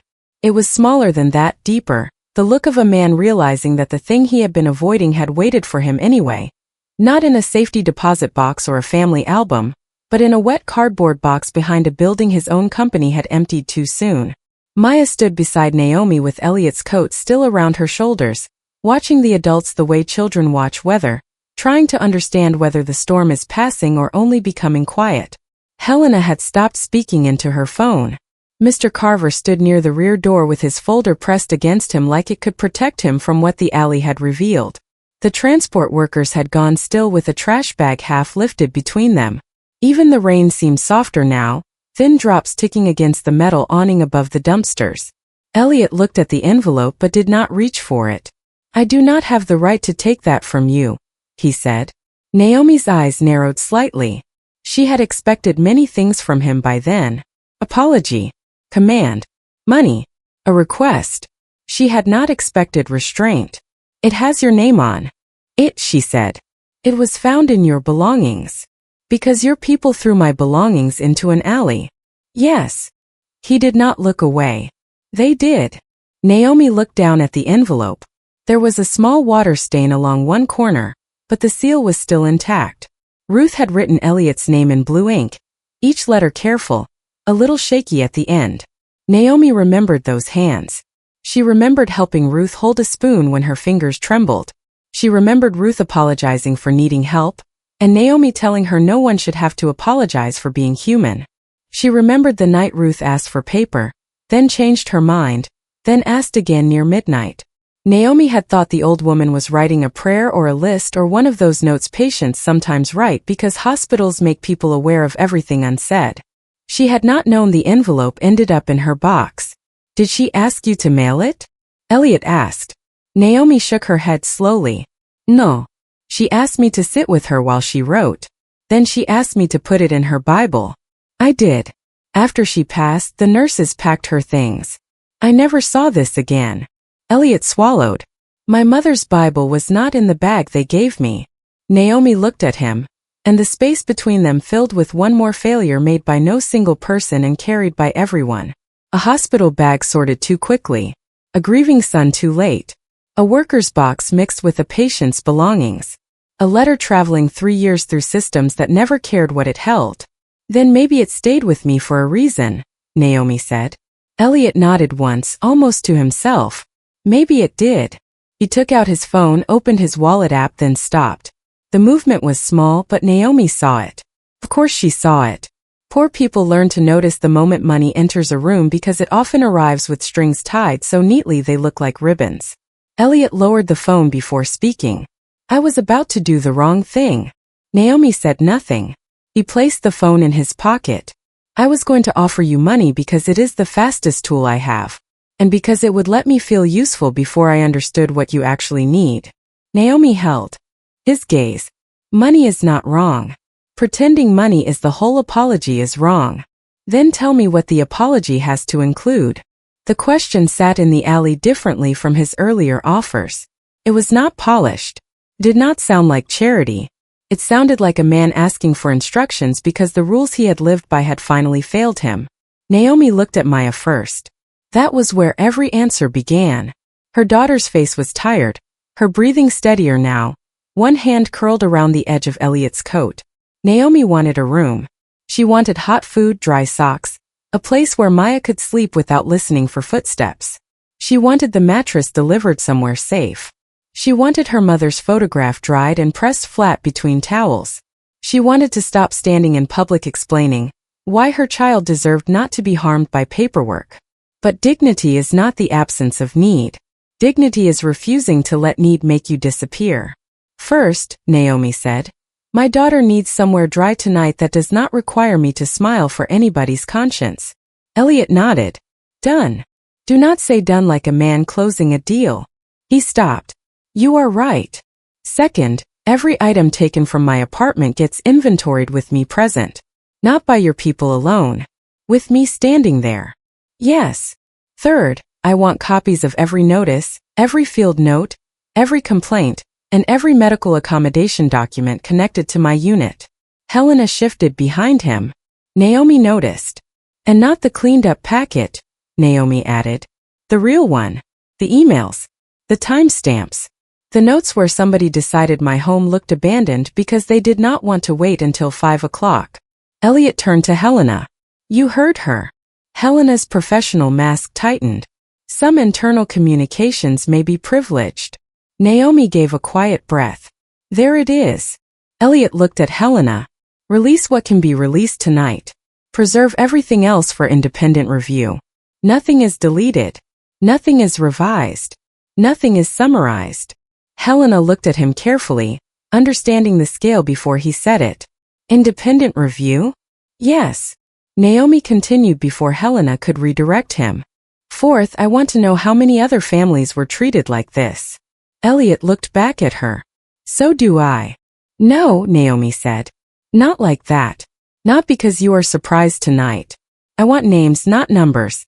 I want to know if Mrs. Albright got her medicine from the refrigerator before your people unplugged it. I want to know where the Torres boys are sleeping. I want to know if the old man in 2A got his walker back. I want to know whether the families in those files have children, inhalers, school uniforms, court papers, insulin, ashes, photographs, things people like you do not see when a building is called cleared. Elliot took the words without flinching, but each one moved through him like a hand opening a drawer he had kept locked. We will find out. And fifth, Naomi said, lifting Ruth's envelope slightly, I am not going to be the face of your redemption. The alley went very still. Elliot's eyes moved from the envelope to Naomi. I did not ask you to be. You might. Men like you do not always know when you are asking. A hotel room becomes a rescue story. A check becomes a headline. A mother in trouble becomes proof that your heart works. Maya leaned closer, and Naomi rested a hand on her shoulder. I will accept help because my child needs safety. I will accept what your company owes because harm should have a cost. But I will not stand in front of cameras and make this look beautiful for people who made it ugly. Elliot looked at her for a long moment, and this time the shame in him had direction. Not backward into memory, not inward into self-pity, but outward toward repair. No cameras, he said. No statement using your name. No photograph. No charity announcement. And no non-disclosure agreement. Helena looked up sharply. Elliot did too, but for a different reason. He had not thought of it. Naomi had. No non-disclosure agreement, he said. Naomi studied him, searching for the hidden clause in his face. Say it again. No non-disclosure agreement. And no waiver before I get a room. No waiver. And no one tells me I should be grateful before anyone tells me the truth. Elliot's voice lowered. No one. She finally placed the envelope into his hands. She did it carefully, not because he deserved gentleness but because Ruth did. Elliot held the paper like it weighed more than any contract he had ever signed. His name looked different in his mother's handwriting, less like a brand, more like a boy called in from the street. He did not open it. Naomi noticed. "You are not going to read it?" "Not here." "Why?" Elliot looked around the alley, the wet bags, the dumpsters, the manager, the executive, the child wrapped in his coat, the mother still standing because sitting down would mean admitting how tired she was. "Because my mother wrote that letter to her son. And tonight I have been standing here as the man who owns the company that hurt you. I need to become the son before I read it." Naomi did not know what to do with that answer, so she did nothing. That was sometimes the safest place to put a truth too new to trust. Elliot turned to Helena. "Book 2 rooms at the Harborview Suites." Naomi immediately said. No. Elliot looked at her. "It is dry, secure, and close. It is also expensive enough that the front desk will look at me like I walked into the wrong building. Then I will call ahead. That does not fix the look." Elliot paused. She was right again in a way he would not have understood yesterday. "Where would you feel comfortable?" Naomi almost answered nowhere. Comfort had become a foreign language. Then she thought of Maya, of dry air, of clean sheets, of a door that locked from the inside. "Somewhere with a kitchenette. Somewhere I can wash her clothes. Somewhere we do not have to walk through a lobby full of people dressed for dinner." Helena spoke before Elliot could. "There is an extended stay hotel near the medical center. It is modest but clean. Separate entrance from the side lot. Laundry on the second floor." Naomi looked at her for the first time without anger sharpening every edge. "Does it take children?" "Yes." "Does it require a deposit?" Helena hesitated, then answered honestly. "Usually." Elliot said. "Not tonight." Naomi shook her head. "Not waived like a favor. Paid and documented. I want receipts." Something like respect flickered in Helena's face, reluctant. "But real." "I can arrange that." Naomi nodded once. "Good." Maya tugged at her sleeve. "Can the mattress come?" Naomi looked at the soaked mattress already secured in the truck. It was too wet to sleep on tonight, but she understood the question beneath the question. "Are we leaving another piece of home behind?" "Yes," Naomi said. "The mattress comes. It just needs to dry." Elliot stepped aside and made 3 calls. Not long calls. Not dramatic ones. The first secured the extended stay room for 30 days, paid under a corporate emergency account with a receipt emailed to Naomi before they left the alley. The second arranged climate-controlled storage for every recovered item, accessible only with Naomi's approval. The third hired an independent housing rights attorney, not one from his company's usual list, to meet Naomi the next morning at no cost to her and no control by Whitmore Urban Holdings. Naomi listened to every word. She corrected the room type. She gave her own email address twice. She demanded the attorney's name be sent by text, not just spoken. Elliot did not object. By the time the last bag was loaded, Maya was nearly asleep standing up. Naomi lifted her, though the child was too big to be carried easily now, and Maya's head dropped against her mother's shoulder with total trust. Elliot saw Naomi's knees bend under the weight and stepped forward by instinct, then stopped when Naomi's eyes met his. "The bag," she said. He picked up the trash bag instead. It was heavier than he expected. Clothes, school things, medicine, a stuffed bear, and the quiet weight of everything that could not be left behind. Naomi carried the child. Elliot carried the bag. That was the arrangement dignity allowed. At the Bentley, Naomi paused before getting in. "Mr. Whitmore." "Yes. Tomorrow when I am rested, I am going to ask harder questions." "I expect you to." "No. You do not." He accepted that. "Then I will learn." Naomi looked at the envelope in his hand. "Your mother already tried to teach you once." Elliot looked down at Ruth's handwriting. "I know. Do not make her repeat herself through somebody else's suffering." He held the door open and Naomi climbed in, with Maya asleep against her chest. The child's wet sneakers left faint marks on the floor mat. Elliot noticed and for once did not think about the car. He thought about the fact that a child's shoes should be allowed to leave marks somewhere without being treated like damage. As the Bentley pulled away from the alley, Helena remained behind under the awning, staring at the emptied bags and the open file on her tablet. Mr. Carver stood near the rear door, smaller than he had looked with the clipboard in his hand. The building waited in silence, no longer cleared, no longer clean, no longer able to pretend the people inside its records had vanished.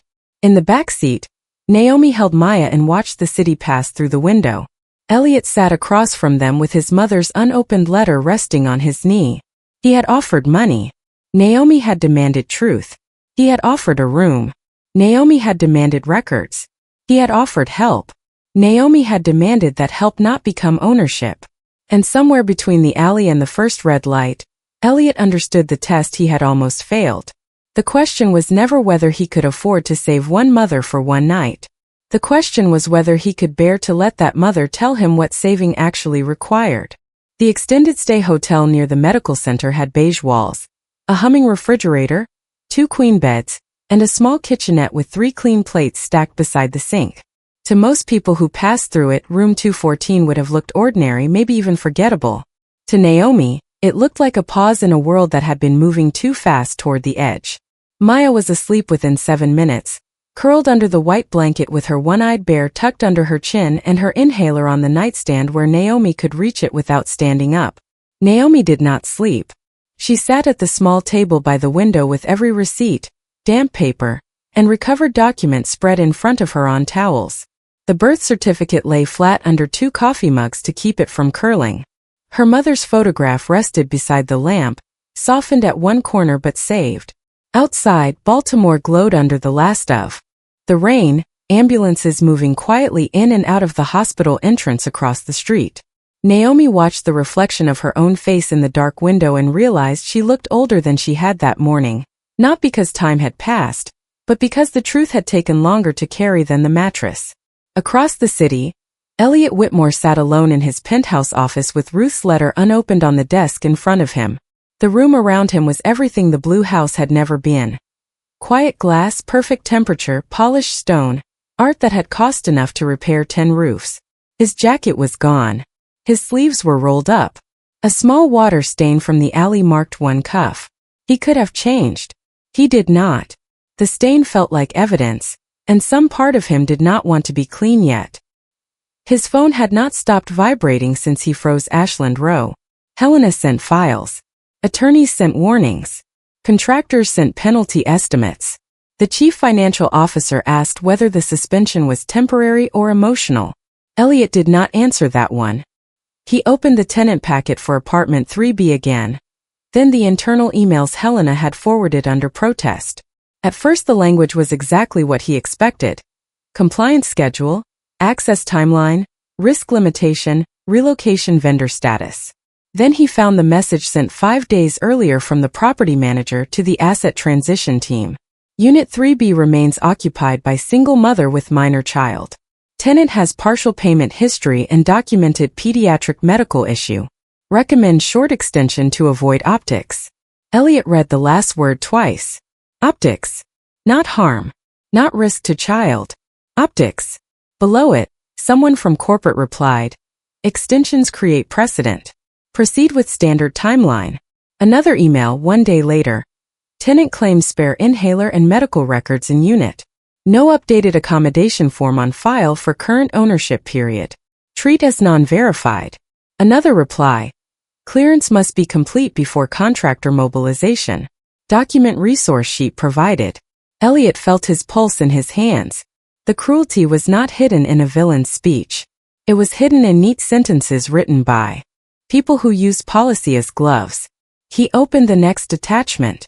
A spreadsheet listed 31 households displaced or scheduled for displacement across the Ashland Row acquisition area.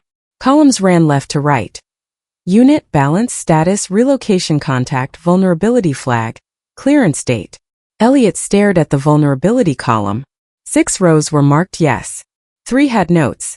Senior resident, mobility device, child medical, insulin refrigeration, school-age minors.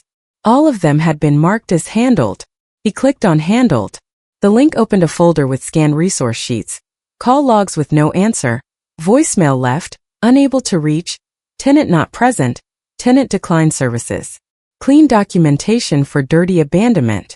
At 1:42 in the morning, Elliot finally opened Ruth's letter. His hands were steady until he broke the seal. Then they were not. The paper inside was folded twice.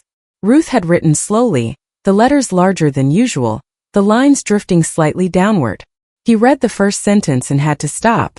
My son, if this reaches you, it means I found one last door into your life. Elliot put his hand over his mouth, but no sound came. He kept reading. Ruth did not accuse him. That was almost unbearable. She wrote about the blue house, about the winter she let a young mother and baby sleep in the back room, about how poverty teaches people to apologize for needing what every human being deserves. She wrote about Naomi. There is a woman here named Naomi Brooks. She cleans rooms after everyone else stops looking. She sits with me when she does not have to. She has a little girl named Maya. And when she talks about that child, her whole tired face becomes a window with light behind it. She reminds me of what people are before life convinces them to become hard. Elliot read faster, then slower, afraid of reaching the end. Ruth's handwriting wavered near the bottom. You have built more than I ever imagined, baby, but I am afraid you have started believing buildings matter more than the people standing in their doorways. I am not writing this to shame you. Shame closes men. I am writing because I still believe the boy who cried when the piano left our kitchen is inside the man who signs papers now. If Naomi ever comes to you, do not rescue her first. Listen first. If you only give money, you will miss the miracle. The miracle is that a woman with almost nothing still has not let the world make her cruel. Elliot bent over the letter then, not crying loudly, not breaking the silence of the room, but folding under the weight of being known by someone he had not made time to know back. At 7:15 the next morning, Naomi arrived at the conference room on the 14th floor of a downtown legal aid office, not Whitmore headquarters. She had chosen the location after the housing rights attorney texted 3 options. Elliot had agreed without debate.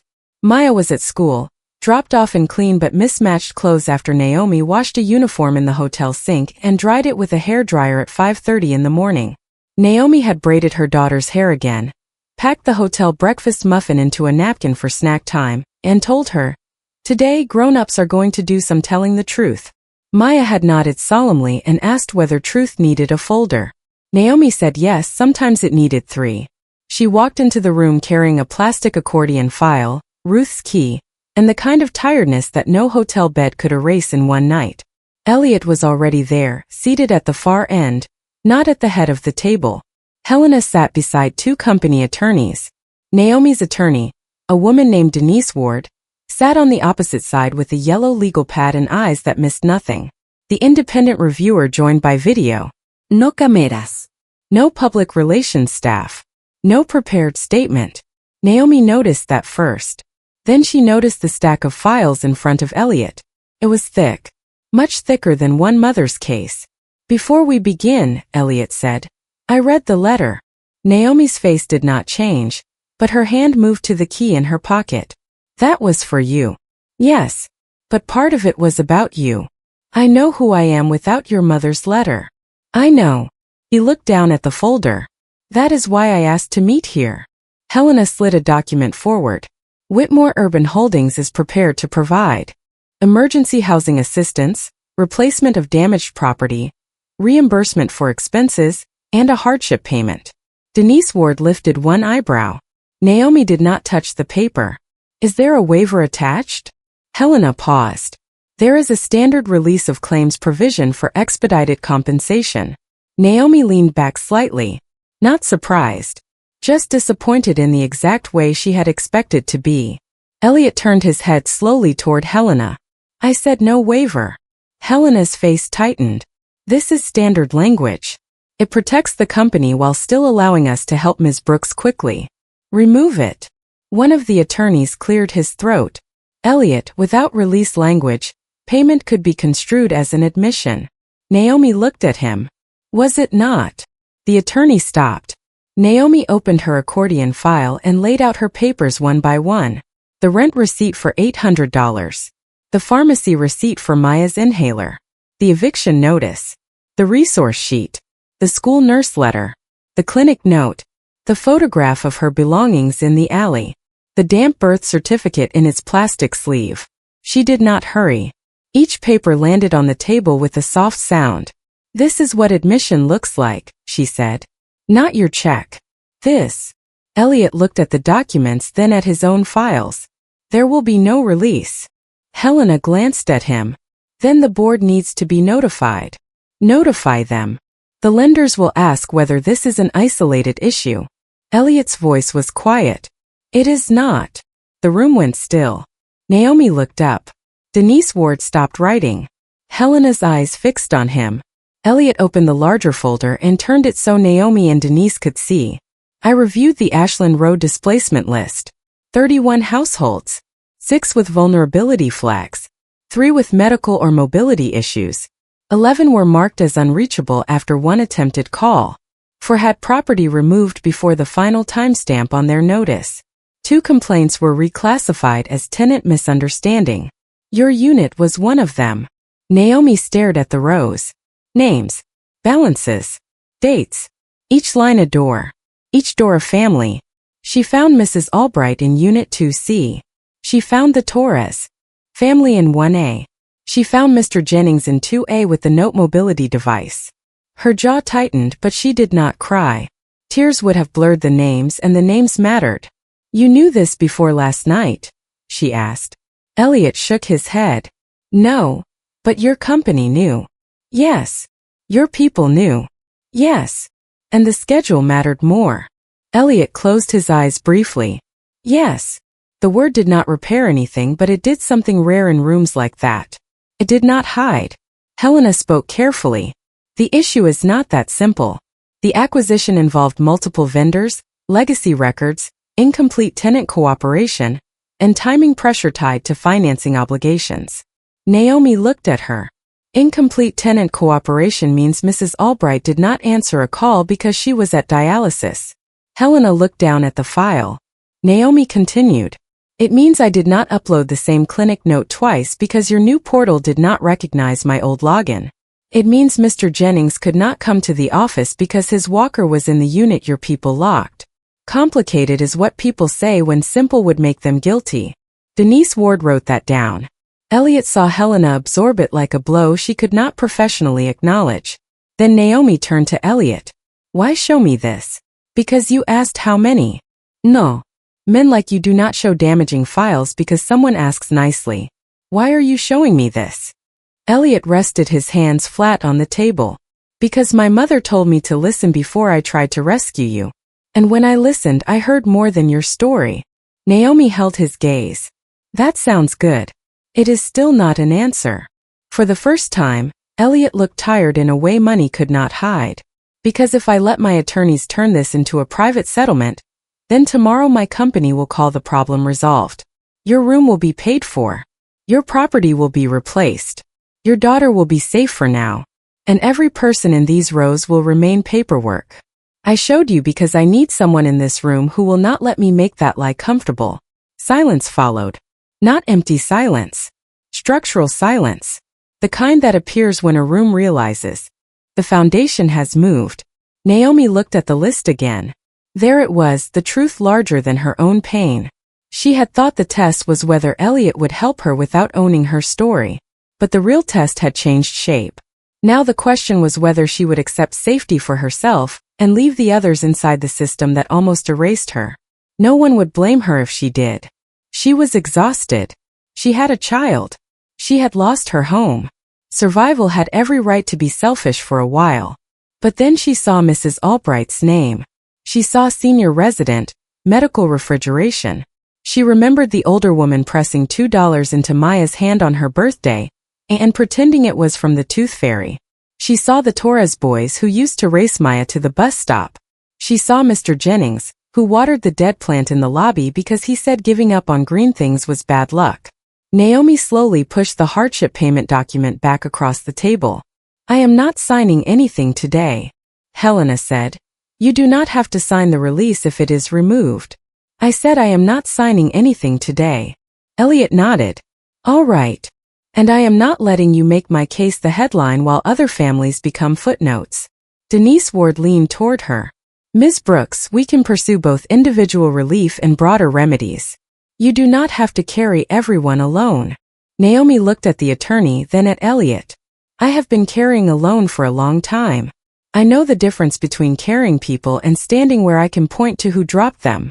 Elliot heard Ruth in that too, or maybe he heard Naomi now without needing his mother's translation. He opened another folder.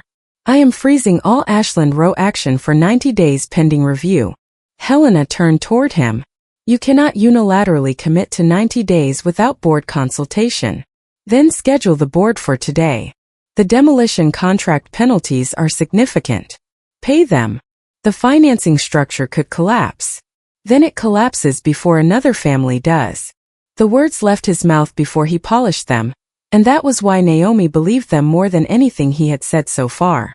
The attorney began typing rapidly. Helena looked at Elliot as if she were seeing a version of him not covered in strategy. What exactly are you proposing? She asked. Elliot looked at Naomi, not for permission, not for approval, but because the answer had to remain attached to the people affected. Full audit of displacement practices. Immediate contact with every household on this list through legal aid, not our relocation vendor. Return or compensation for all property removed. Emergency housing for families with minors, medical needs, or senior residents. Independent review of management actions.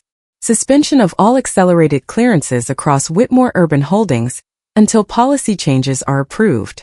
Naomi listened, but her expression remained cautious. And after the audit? Permanent change. That is a slogan. Then help define them. Helena looked alarmed. Elliot. He ignored her. Payroll. Community oversight. Real authority before action is taken, not after harm is done. Naomi's face hardened. Do not offer me a job because your mother liked me. I am offering because you saw what my company refused to see. Paying me does not buy my silence. I do not want your silence. You might after I start talking. Then I will have to become the kind of man who can hear it. Denise Ward looked from Naomi to Elliot. Any community role would need independence, written authority, conflict protections, and the ability to raise concerns publicly. Draft it, Elliot said. Helena sat back, realizing the meeting had moved beyond damage control and into transformation, the most expensive territory in business because it could not be contained by language. Naomi gathered her papers slowly. She did not take the payment agreement. She did take the household list. I want to speak to the families first, she said. Not as your employee. Not as your story. As their neighbor. Elliot nodded. Yes. And Ruth House. He looked at her. What? The blue house. Your mother said it was a door. If you are serious, do not tear it down. Make it what she thought it was. Elliot's face changed. The idea entered him like memory becoming instruction. Emergency shelter? Not. Shelter the way the city says shelter. A place with clean beds, storage lockers, legal help, laundry, medicine, refrigeration, phone chargers, bus cards, school supplies, and somebody at the desk who knows that people in crisis still have names. The room was silent again, but this time the silence had a shape. Even Helena looked down at the list as if she could see the building for the first time. Elliot picked up Ruth's letter from the table. He had brought it in a protective sleeve, but the paper inside still looked fragile. My mother wrote that doors are made to open. Naomi's voice softened, but only a little. Then open one. By noon the first calls went out. Not from Whitmore's relocation vendor, but from Denise Ward's office with Naomi sitting beside the phone, correcting pronunciations, adding context the files had missed, telling them Mrs. Albright did not text. Mr. Jennings answered after the third ring because he moved slowly. The Torres family needed Spanish interpretation, and the shelter listed for the Harris family did not take teenage boys. Elliot stayed in the room for every call and said very little. That was the first useful thing he did. He listened as families answered with suspicion, exhaustion, anger, relief, and silence. He listened when Mrs. Albright said her insulin had spoiled. He listened when Mr. Jennings said his walker was returned bent and no one had called back. He listened when Mrs. Torres said her sons had missed 2 days of school because their uniforms were in a storage bin they could not access. Each voice took another clean row from the spreadsheet and turned it back into a human being. Near the end of the list, Naomi stepped into the hallway. Elliot followed only after Denise nodded that it was all right. Naomi stood by the window overlooking downtown, holding Ruth's key in her palm. Last night, I thought the worst thing was that my daughter almost had nowhere to sleep, she said. Now I keep thinking about how close I came to being grateful for a room, and missing the rest of this. Elliot stood a few feet away. You would have had every right to take care of Maya and stop there. I know. She closed her fingers around the key. That is what makes it a test. Elliot looked out over the city. Somewhere below, demolition crews were being told to wait. Investors were being notified. Attorneys were rewriting language. A machine built to move forward had been forced to stop because a woman who had lost almost everything refused to become the only person saved. What happens if the board fights you? Naomi asked. Elliot thought about the contracts, the penalties, the lenders, the headlines, the calls that would come from people who liked justice only when it stayed profitable. Then he thought of Ruth writing his name with trembling hands. He thought of Maya's wet sneakers on the Bentley floor. He thought of Naomi laying a damp birth certificate on a conference table like evidence in a trial against the world. Then I fight back, he said. Naomi looked at him. With money. With ownership. She studied him for a moment, then nodded once, not approval, not trust, but the smallest acknowledgement that he had answered like a man beginning to understand the difference. Inside the room, the phone rang again. Another family. Another row becoming a voice. Naomi went back in first. Elliot followed. On the table, Ruth's letter rested beside the displacement list, the past and the present finally touching. And by the time the afternoon light shifted across the conference room floor, the truth was no longer hidden inside an envelope, a spreadsheet, or a wet cardboard box. The truth was sitting in every chair. Naomi had not been an unfortunate exception. She had been the visible edge of a system designed to make suffering look procedural. And Elliot Whitmore, who had spent his life building above the streets that raised him, now had to decide whether he would protect the empire built in his name or become worthy of the woman who had given that name to him. The board meeting lasted 47 minutes, and for the first time in Elliot Whitmore's career, he did not measure success by whether the room agreed with him. He measured it by whether he told the truth while the room tried to make truth smaller. They asked about investor confidence. He answered with Mrs. Albright's spoiled insulin. They asked about contractor penalties. He answered with Mr. Jennings trying to move through a hotel hallway without the walker his company had bent. They asked about public exposure. He answered with Maya's birth certificate drying under coffee mugs in room 214. At first, the directors spoke in the careful tones of people protecting wealth from inconvenience. Then Elliot opened Ruth's letter, placed it on the table and said, My mother spent her life opening doors I became rich enough to close. I will not let this company turn her neighborhood into a monument to my failure. No one had a clean sentence ready after that. By 5 o'clock that evening, Ashland Row was officially frozen for 90 days, not as a delay but as a condition of review. The demolition crews were dismissed with full pay.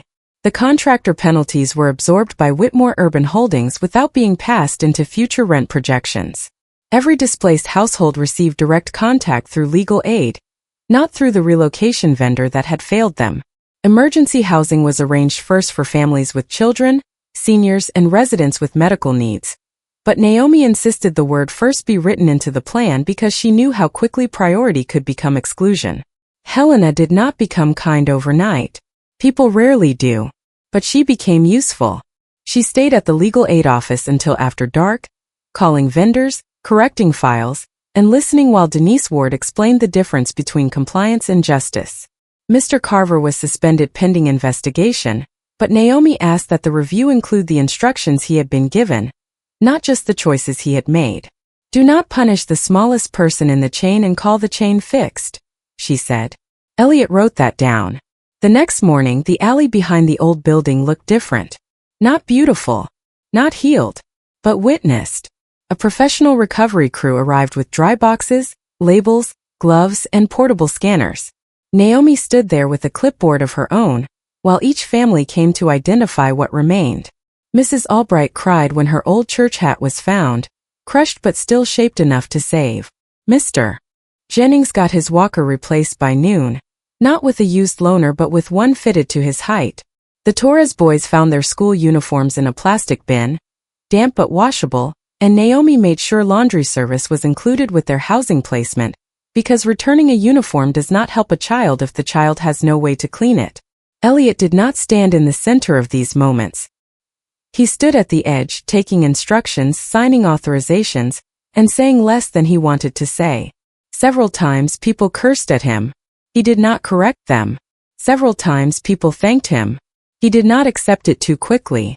By the end of the week, every Ashland Row household had been located except one, and Elliot funded a search through shelters, hospitals, and city outreach teams until the missing resident, a quiet veteran from Unit 1C, was found at a bus station in Silver Spring with one duffel bag and no phone charger. He was brought to temporary housing that night.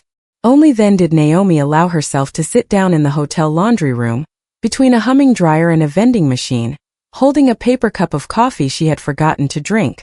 Elliot found her there because Denise told him she had been awake for almost 2 days.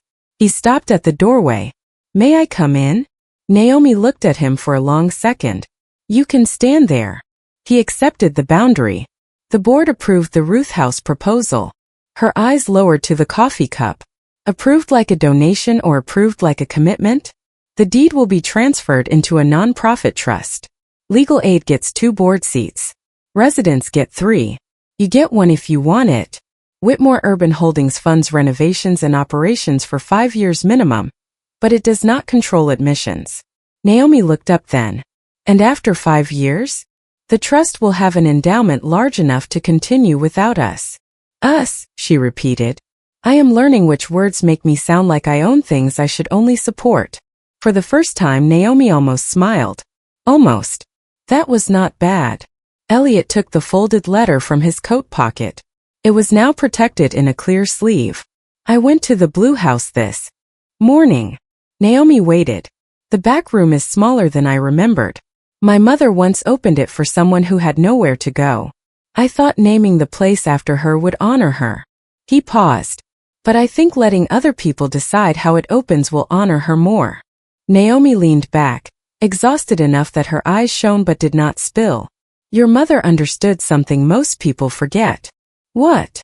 A door is not kind because it opens once for a story people like. It is kind because it keeps opening when nobody is watching. Elliot nodded, and this time he did not try to turn the sentence into a promise too quickly. 3 days later, Naomi and Maya moved from the hotel into a small apartment arranged through the Legal Aid Emergency Housing Fund. Not as charity but as part of the restitution plan. It had 2 bedrooms, a working heater, a kitchen window that faced a maple tree, and a lock Naomi tested 6 times before letting Maya choose where to put her bear. The old mattress arrived after being cleaned and dried, but Naomi did not put it on Maya's bed. She placed it upright against the living room wall for one night, covered in the faded blue sheet, because she needed to look at it and remember that she had carried it farther than anyone should have to carry anything alone. Maya ran her hand over the sheet and asked, "Are we keeping it?" Naomi looked around the apartment, at the receipts in a folder, the inhalers in the drawer, the birth certificate sealed in a new plastic sleeve, the photograph of her mother framed on the counter. "For now," she said. "Some things remind us what we survived." That evening, Elliot received a photograph from Denise, not of Naomi, not of Maya, not anything that could be used as a public relations trophy.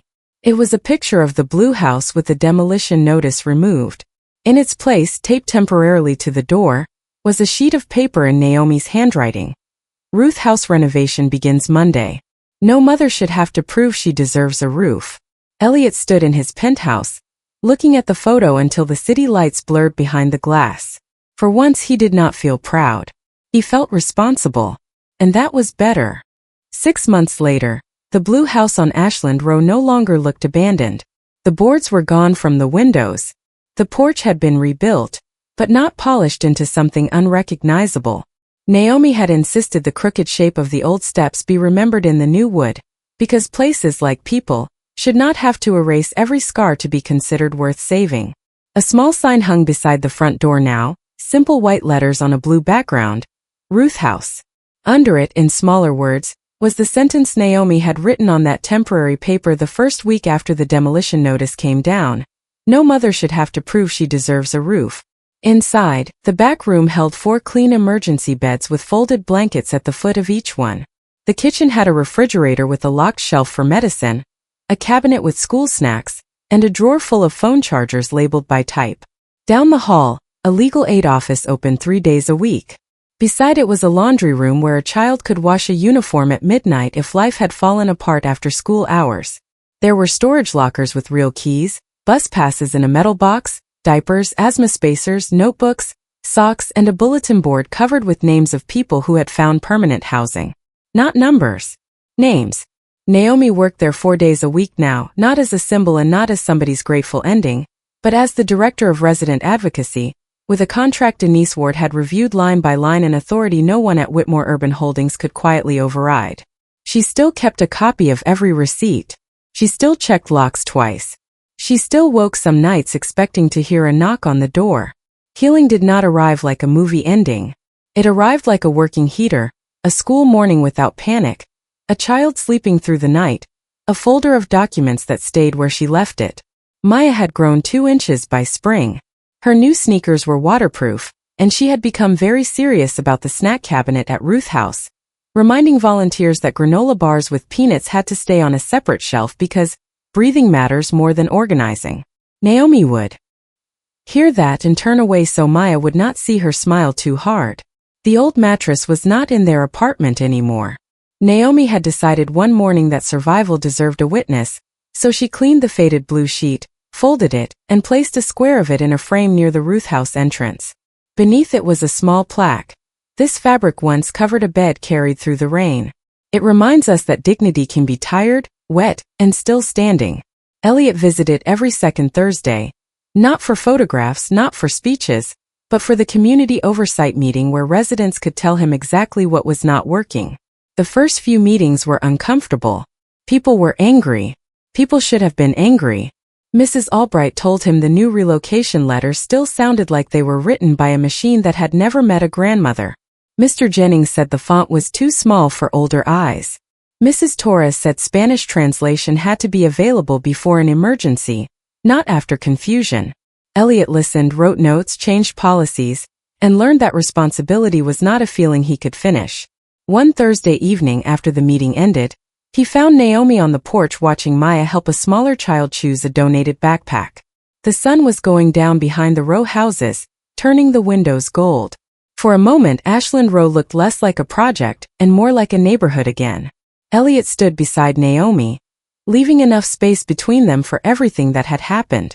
"My mother would have liked this," he said.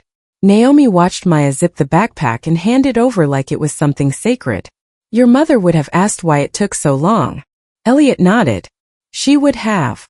Naomi looked at him then, not with forgiveness exactly, because forgiveness is not a ribbon someone ties around harm to make it pretty. But there was something settled in her face, something no eviction notice had been able to take. "Then keep answering her," she said. Elliot looked at the Ruth House sign. At the door that opened and closed as families came in carrying bags, papers, children, fear, hope, and the private weight of starting over.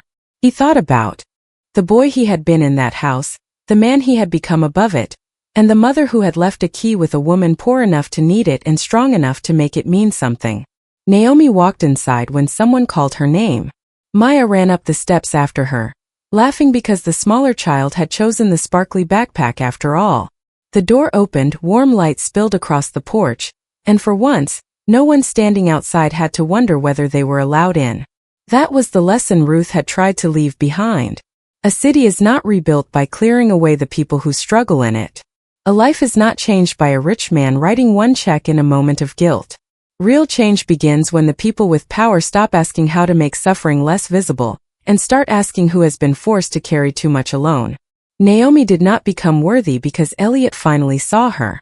She had been worthy all along on the sidewalk in the rain with rope marks on her hands and her daughter's life packed into a trash bag. What changed was that the door finally opened, and this time it stayed open for the next mother too.